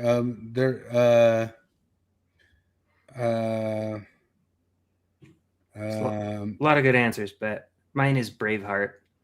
Oh yeah, that's a pretty good one. You're thinking like on a love level, but I mean, there's necessary sex scenes in L.A. Confidential because they're key to the plot. Never watched it. But I mean, does that count? Or are you talking about Braveheart? Good lovey stuff because it's necessary to the plot Okay. that he witnesses a sex thing happening in a room to. Braveheart was both like a love thing and also necessary to the plot. Yeah, in LA Confidential, and it's not just like some peeping Tom or something. You haven't seen LA Confidential, have you? No. Yeah, I gotta watch that one too. That's where the name Rollo Tomasi comes from, which is his pen name, if you know. Anyway, I got way off track talking about radar movies and all sorts of stuff. I didn't even have any of that planned. Mom Donnie, you want to talk about Mom Donnie's dumb stores, or do you want to talk about? I want to talk about R-rated movies. More R-rated movies. I'm just kidding. We can talk about Mom Donnie's dumb fucking stuff. God, what a stupid fuck. Starbase is painting, he said. I didn't know he painted. Well, that'd be cool to see. Yeah, he was mentioning. Yeah, he's posted a picture of it, man. He said he's painting a picture of a dance floor for his best friend's wedding. This is smarter than Mom Donnie's store. Yeah, la estrella de libre. Es Macho Man Randy Savage, no es Tito Santana, no es Jumbo, no es nobody. Yeah, nunca. Yeah, for learning Spanish, yeah, because I'm the Intercontinental Heavyweight Champion of the world, and I figure that I have to talk different languages. No es nobody, nunca. What is nobody in Spanish like ninguém or something? Nadie. Oh, well, it's a little bit different in Portuguese. Ninguém is like none, or you know. That would be nenhum in Portuguese, but ninguém is nobody. Nunca. That's the awesome. way he would like turn his back to the TV and all that sorts of stuff is like such bad television, and that's the stuff that we don't get nowadays. Is the guy's character is so good that he does bad television? You know what I mean? I know. It's great. I fucking love it. That should be the character, and that just would never happen again. Anyway, I'll just watch this guy cover. This guy can just obliterate it in a second here, and then we'll be done with it. Gave an update on his plan for that, a big discount of 30%. Now I'm going to give you my 5 thoughts on the plan. And I warn you that number 4 will annoy you. Number 1, the mission of the grocery store program is to bring down the cost of everyday groceries. That's why the public grocery stores are going to offer a 30% discount across a variety of health foods. 30% discount works by finding average retail prices, and then the city grocery stores are going to sell at 30% below that. And as James Sirwicki points out on Twitter, this basically destroys the incentive to lower prices. Meaning if there's some item that stores are currently selling at $10 a piece, the city grocery stores would sell it for 30% less, $7 a piece. So if stores say, okay, we want to compete with the city, we're going to lower our prices to $6 an item. Well, the city is going to be 30% less than that. You have no incentive to lower prices because the city is always going to be 30% less. Thought number 2, I feel like they're trying to solve a lot of different problems simultaneously when it might make more sense to just focus on the mission of more affordable groceries. So for example, in addition to more affordable groceries, they've also got the core tenet of high quality jobs. So you heard of a living wage, they're going to offer family sustaining wages, best in class wages and benefits. So high paying jobs, good benefits for employees, the employees will be encouraged to unionize, that's fine, but it's in tension with cutting costs to provide cheap groceries to New Yorkers, which is kind of the core mission. It's the same thing with supporting small businesses and local economies. Why? Why would you do that? Why wouldn't you just focus on getting the best cost for groceries so that you can pass those savings on to the consumer. I thought that was the mission. You might challenge me by saying it's not supposed to be profitable. It's supposed to lose money. The city's losing money to provide cheap groceries to people. But that brings me to point number 3, which is that it kind of is supposed to be profitable, but that's not exactly clear. What I mean is that the operating model is that the city is going to provide building, startup costs, city covers rent and property taxes, and the city is going to provide some subsidies to those staples to make sure that the staples can be 30% off. But there's also an operator. The city is partnering with an operator who is actually going to run the grocery store, manage day-to-day operations, buy the stuff that is going to be sold at the grocery store, hire employees, and so on. When I say the profitability issue isn't clear, what I mean is that the New York City Groceries Program Operators RFP is clear that operators are responsible for management of building operations, taking possession of the site, utility costs, cleaning costs, security costs, other day-to-day operational costs. Operators responsible for ongoing store operations, merchandising the store, all goods, supply, and wholesale purchasing, selling the basket of goods, and providing quality jobs. But it's not clear what happens to the profits, if there are any. Does the operator get to keep the profits? That's not mentioned in the document at all. The city is going to provide financial support to make sure that the 30% discount can happen, but why is the operator doing this? Well, it might be a great opportunity for the operator. No, isn't that sort of irrelevant, like where the profits would go, because they're not going to make a profit because like grocery stores already operate on like a 2% profit margin. So well, I mean, they make a profit on the other stuff when they're supposedly just having the taxpayer eat that difference. Yeah, I guess. Which is so stupid because then they're subsidizing against their competition. Well, do you ever watch The Hill Rising? Yeah, I have, but it's been a bit. I don't know why, but I watch it all the time. It's fascinating. For anybody who doesn't know, The Hill Rising is one of the Hill's segments where they have Robbie Suave, who's a libertarian, argue with. I saw the Actual Justice Warrior talk with the. Are you talking about that debate he had with the? It probably was. He's done a few of them in the past. I've been watching them for like, well, a long time before Lindsey Granger was on there, because Lindsey Granger is the progressive fucking retard. Sometimes it's Niall Stanage, but lately for the last like 8 months. It was a black gal. So, yeah, it's before that it was Brianna Greyjoy. Yeah, Brianna Greyjoy was in there. She got kicked. I can't remember why she got kicked out. It's been a long time, but sometimes it's Niall Stanage, who's like an Irish dude who's the progressive retard, and sometimes it's. I think Lindsey Granger might be the dumbest of all of them. She's the current one that's in there the most, and they argue about this. And yeah, I think I saw. He brought up. Yeah, he brought up the exact same thing that I would have brought up in that situation, where he's like, just fucking take the money you were going to do and just give it to food stamps. Just give more stamps out. Just give more food. It would be better. I don't want to do that, but if that's our compromise, that would be better. Well, some people say that the ulterior motive of the whole thing would be of you do this long enough before you destroy it. To destroy businesses. To destroy the other businesses. Yeah, you're gonna destroy businesses pretty quickly. Yeah, well, and people would say, well, that would be the only ostensible goal. But well, people don't even understand. Like, if Elon Musk, he's got stupid money, right? If Elon Musk decided today he wanted to start a bodega in central New York, and he was gonna charge 2 cents for everything, he could eat that cost almost indefinitely on one bodega and drive a bunch of other actual bodegas out of business. He's not going to do that because he is a for-profit person. Like, he wants to make money. So the desire to make money actually helps shit. People don't quite understand it, and so you just don't get it. Nationalizing it feels like it takes maybe 2 seconds. It only ever should have taken, just like we were talking about with Fauci, like every single one of those things only takes like a minute of looking harder into it, you know? Oh yeah. It's like my lesbian buddy at work telling me that we could just get rid of money. And like, just think about that for just a tiny bit. Just a tiny bit. And think about what you're talking about. Because we would effectively still have money because we would barter things. If we aren't allowed to barter things, we would just have to trade, I guess, harp performances with foundation building. And one of those is more important than the other, by the way.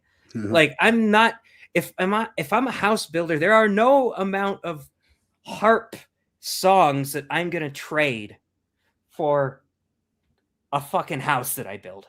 Yeah. how on earth would one gaming system ever get built? You know, like how would that many different pieces of different industries would need to come together to work together to make sure that they make a game because they all bartered enough to. I mean, it's the classic gorgeous Milton Friedman monologue about the pencil. Yeah. And how just fucking amazing it is that you can buy this pencil for 2 cents. The insane amount of operation that needs to go into creating this pencil from several parts of the globe. Well, they tried a government-run store in Kansas City. Yeah. This Sunfresh at 31st and Prospect is struggling. This is the first section people see when they come in. There's barely any produce. No way. Coolers and shelves around the store look the same way, empty. So shoppers have been asking us, if the store isn't closing, then where's all the food? A rotten smell comes through the door. Products that need to be restocked. No hot food or deli. There was a time this store was on life support. I can tell you today, right now, it's damn near dead. This is a new low, even to people like Pat Clark, who've watched the store go through its ups and downs. 30 days ago, hell, we looked like a grocery store again. The city owns the Linwood Shopping Center. A nonprofit operates the grocery store. Public and private investments are in the millions of dollars for the center. It's clear this Sunfresh. I wonder how long that You got a nonprofit operating it? What's the CEO of the nonprofit get? Come on. Jesus fuck. This here actually, I think you want to know what the one issue there's only really one issue I have with city run, like government run nationalized grocery stores. It's that we don't have enough studies on them. Yeah. You know, you got to like how could I sources. How could I that was actually one of the things that Robbie and Lindsay argued about. It's like, we don't have enough examples of them working. And he's like, I don't need enough examples to tell you this probably isn't going to work. I don't have studies of people jumping off 8-story buildings to see if the tuck and roll works at that height. I don't have very many instances of people doing that, barring suicide. And suicide, they're not going to tuck and roll. So that doesn't really count for this study. Or falling off, which they're not going to have the foresight to tuck and roll, so that doesn't count. People who I need a good sample size of people willingly jumping off of 8-story buildings and trying to tuck and roll and see how it works to tell you that it doesn't work. I don't fucking need that. It's a Scott Adams, I could have saved you some money study and some fucking lives in this point. Well, it's this late. It's like rent freeze. It's rent freeze. The late. I should turn off that music. The late stage capitalism. All those wealth things growing and growing and growing. Late stage capitalism is something stupid ass normie Dems say anytime some dumb thing is charged for. Like my shitlib buddy, when we were talking about how dumb it is that like a BMW has that option. You have to subscribe to the heated seats, otherwise they'll shut it off. And I was like, that's fucking stupid. And he's like, late stage capitalism. No, it's not late stage capitalism. It's them making a really, really retarded decision where they're going to lose money in the long run. And people are just going to hack their vehicles to be like, no, fuck you. I own this vehicle. Yeah. I mean, it's referencing Marx and Marxism because that's coming from that historicism idea that it's just a step in the stage onto the thing, just thinking there's stages that have to play through to get us to the communism. So it's already taking an inherently communistic frame, even talking about it. But what's funny about capitalism, it's socialism. Socialism's a step toward capitalism. That's the whole point of it.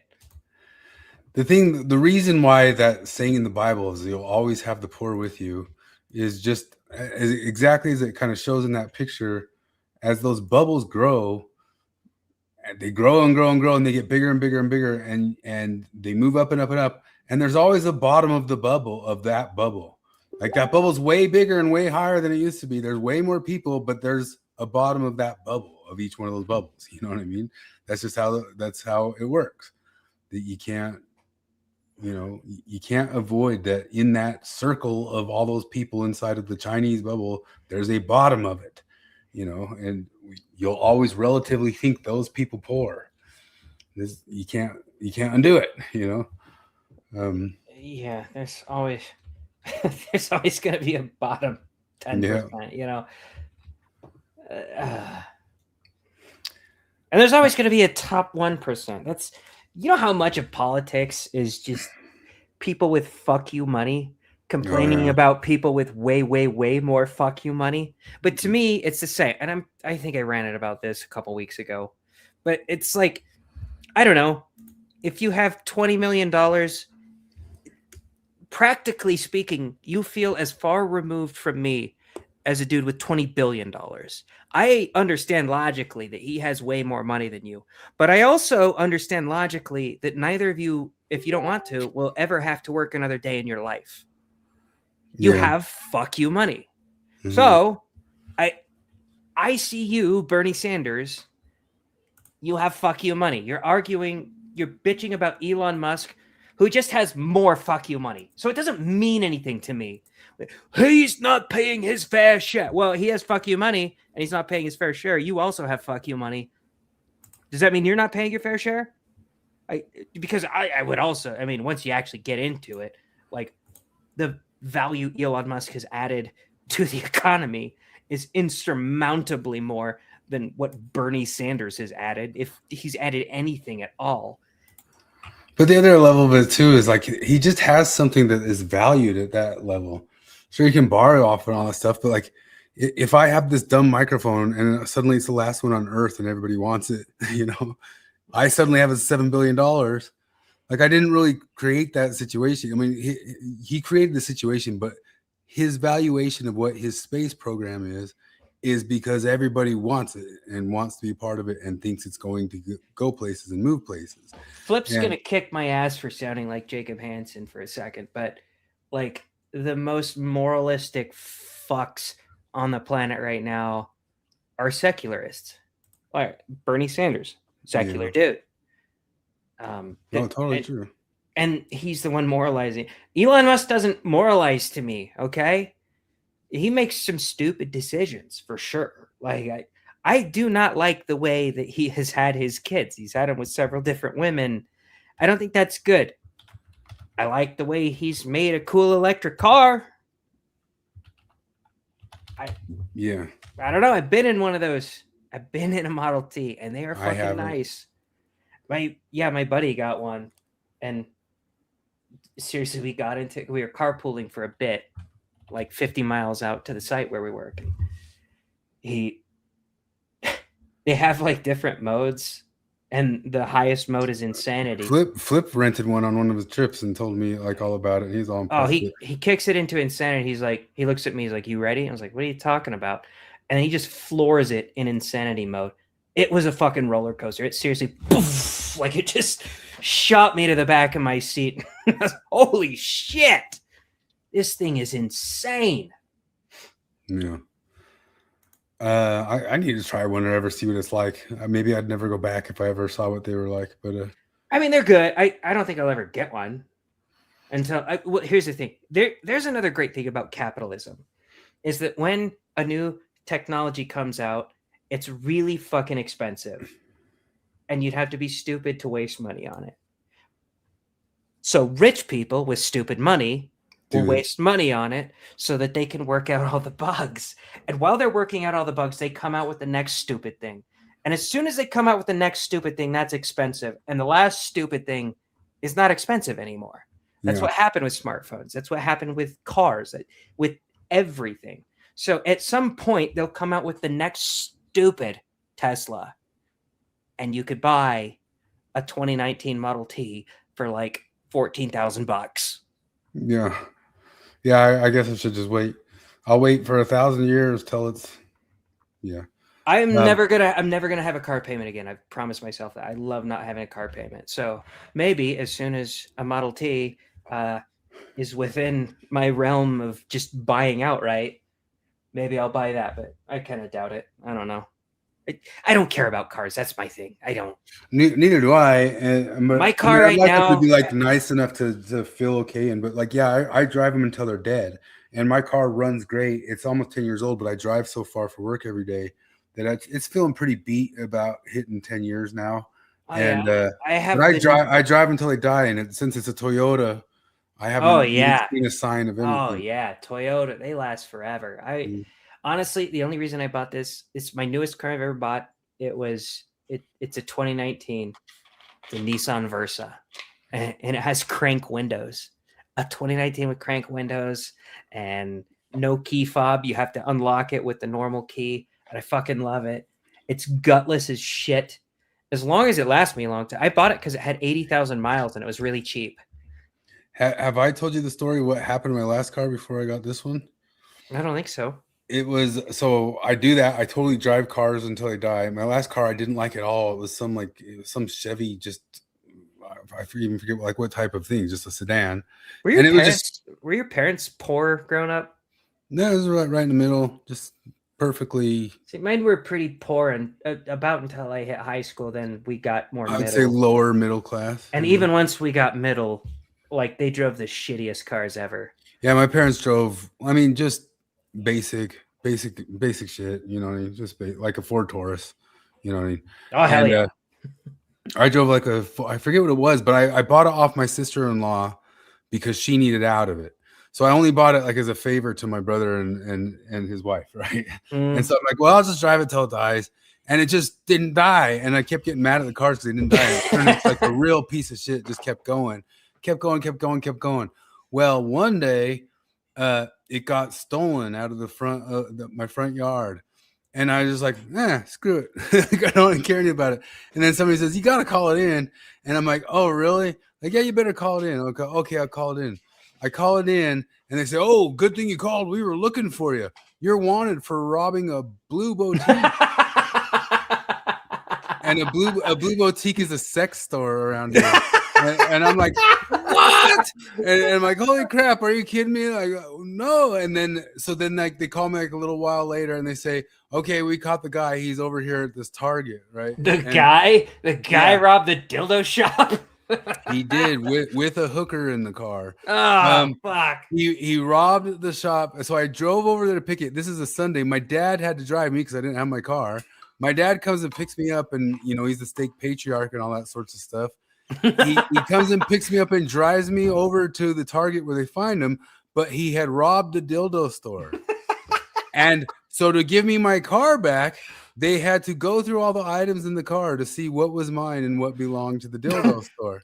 So I stood there with my dad in a Target parking lot with a hooker standing still just 25 feet from the car because they didn't arrest her for some reason. She wasn't in trouble. Like, is this your ass Punisher 3000? Yeah, yes. No. And it went for 45 minutes because they had a ton of them. Like, is this? And the cops were snickering themselves. They're like, "Is this yours? Is this yours? Is this yours? Is this yours? Is this yours?" Just every single one. Oh man. Yeah. And I was just standing there with my dad waiting to get my car back. Then I get the car back, and after they got all the dildos out, there were needles in it. I drove it to the dump and did not drive it again. Like that drive picking it up from the cops, I did not drive it again. So I did not wait for it to die. It got what was have you ever seen the movie the Other Guys? Yeah. All my friends would make fun that it's like me and the guys are gonna have an orgy in your car, like PG-13. PG-13, yeah. That's so I forget exactly how they say it. Dave and the boys. It's Dirty Mike and the boys. Dirty Mike and the boys gonna have an orgy in your car, yeah. And I did not drive it again. I just that drive home, and that was that. I remember that movie very well because I worked at the theater when it came out, and my dad, I took him to it, and holy fuck, he laughed so hard at that. We watched it in theater. I thought that was a crazy funny movie. Like, I love it. I love the movie. I still watch it every now and then. But my dad, he bought it on DVD as soon as it came out, and he's probably watched it like 50 or 60 times. That one was like a sleeper funny. Like, I did not expect it to be funny, and then it just killed me. Just that I have almost, there's one time other than this is the second hardest I've ever seen my dad laugh. Is when Dancing and Highsmith, that's Samuel L. Jackson and The Rock, jump off the building. They like look at each other like, yeah, I laughed my ass off at aim, that too. aim for the butches. I wasn't expecting that. It's just so they just die on the ground. I totally wasn't expecting that at all, and it cracked me up too. But what actually, I mean, I guess that movie's funny because of the unexpected things in it. The part that would kill me is how meek little kind of accountant Will, what's his name, had the hottest wife in the world, and then treated her like a pickup artist. You know what I mean? Plain wife. That stuff killed me. Shut the fuck up, Terry. Yeah. But his new movie Hawk was absolute shit. And I actually think that it was kind of set up to be classic Will Ferrell, because he's just a terrible bad person. And he's like, oh, maybe this good old kind of classic Will, and it just didn't hit. What do you think about Step Brothers? Love Step Brothers. Oh, I love Step Brothers too. Yeah, Step Brothers. I mean, John C. Reilly and him. Although, did you ever see the Watson and Holmes? No, I didn't. Don't. Like, it's so sad because like, these guys can't miss. Talladega Nights and Step Brothers. There's no way they can miss. Actually, I think the what is it? Walk Hard. Walk Hard is one of me and my friends in the bands and all that stuff. We've watched, like, we can recite that movie end to end. It's so fucking good. Yeah, I mean, I freaking love that stuff. But the Watson and Holmes is terrible. But I actually think they only kind of messed themselves up. I think the only thing that broke it was they tried to do accents through it. And I think they couldn't kind of be themselves with the accents. I think the jokes might have even worked if they could have just had their own timing and delivery, if that makes sense. I think it was just all screwed up by trying to have accents. That's my postulation on that one. Hey, I forgot to bring it up. Did you see that story of the woman who tried to burn down a Mormon church? Yeah, I did. I didn't. I only glimpsed the headline. What actually happened? She was gonna be married in that Mormon church the next day. Nuh-uh. It's seriously, and that's why she did it. And apparently they got cameras in there, and that's how they caught her, because she was the last one. She went into the Relief Society room. Okay, well, the day before they were buying supplies for the wedding at like a Home Depot, and they have her on camera stealing some lighters. So she stole the lighters, and then the next day they're preparing. She goes into the Relief Society room and takes like a couple tampons and lights them on fire under the podium or something, and just leaves. And it caused like $108,000 worth of damage. And the first thing I think when I hear, what's the first thing you think when you hear this story? That she wanted out of it? The first thing I think is, dude, there were signs. Okay, there were definitely. There's no way it surprised anybody. Yeah, it's nobody burns down a church building the day before her wedding that she's supposed to be married in. Without wait, what was her Twitter handle? No, I'm just kidding. I know who you're talking about. Yeah. Anyway, I'm hitting about the time, and I got to walk the dog extra long tonight because it was too dang hot earlier to try to do some early. So, oh, dude, it rained here today. I felt so good. It was hitting 100. It was hitting 100 when I got home from work. Seriously, I've been working in a building that's being destroyed and outside of a building wearing a lab coat. So I have been as sweaty as I have ever been since my mission. My mission, I was sweatier because I was in one of the most humid places on the fucking planet. I got you, but this might be on the verge. This is 2010. You ready? Okay. Inception. PG-13. I thought I had you on that one. It's going to be really hard to stump me on the ones from 2008 to 2010 because I worked at a theater for those ones.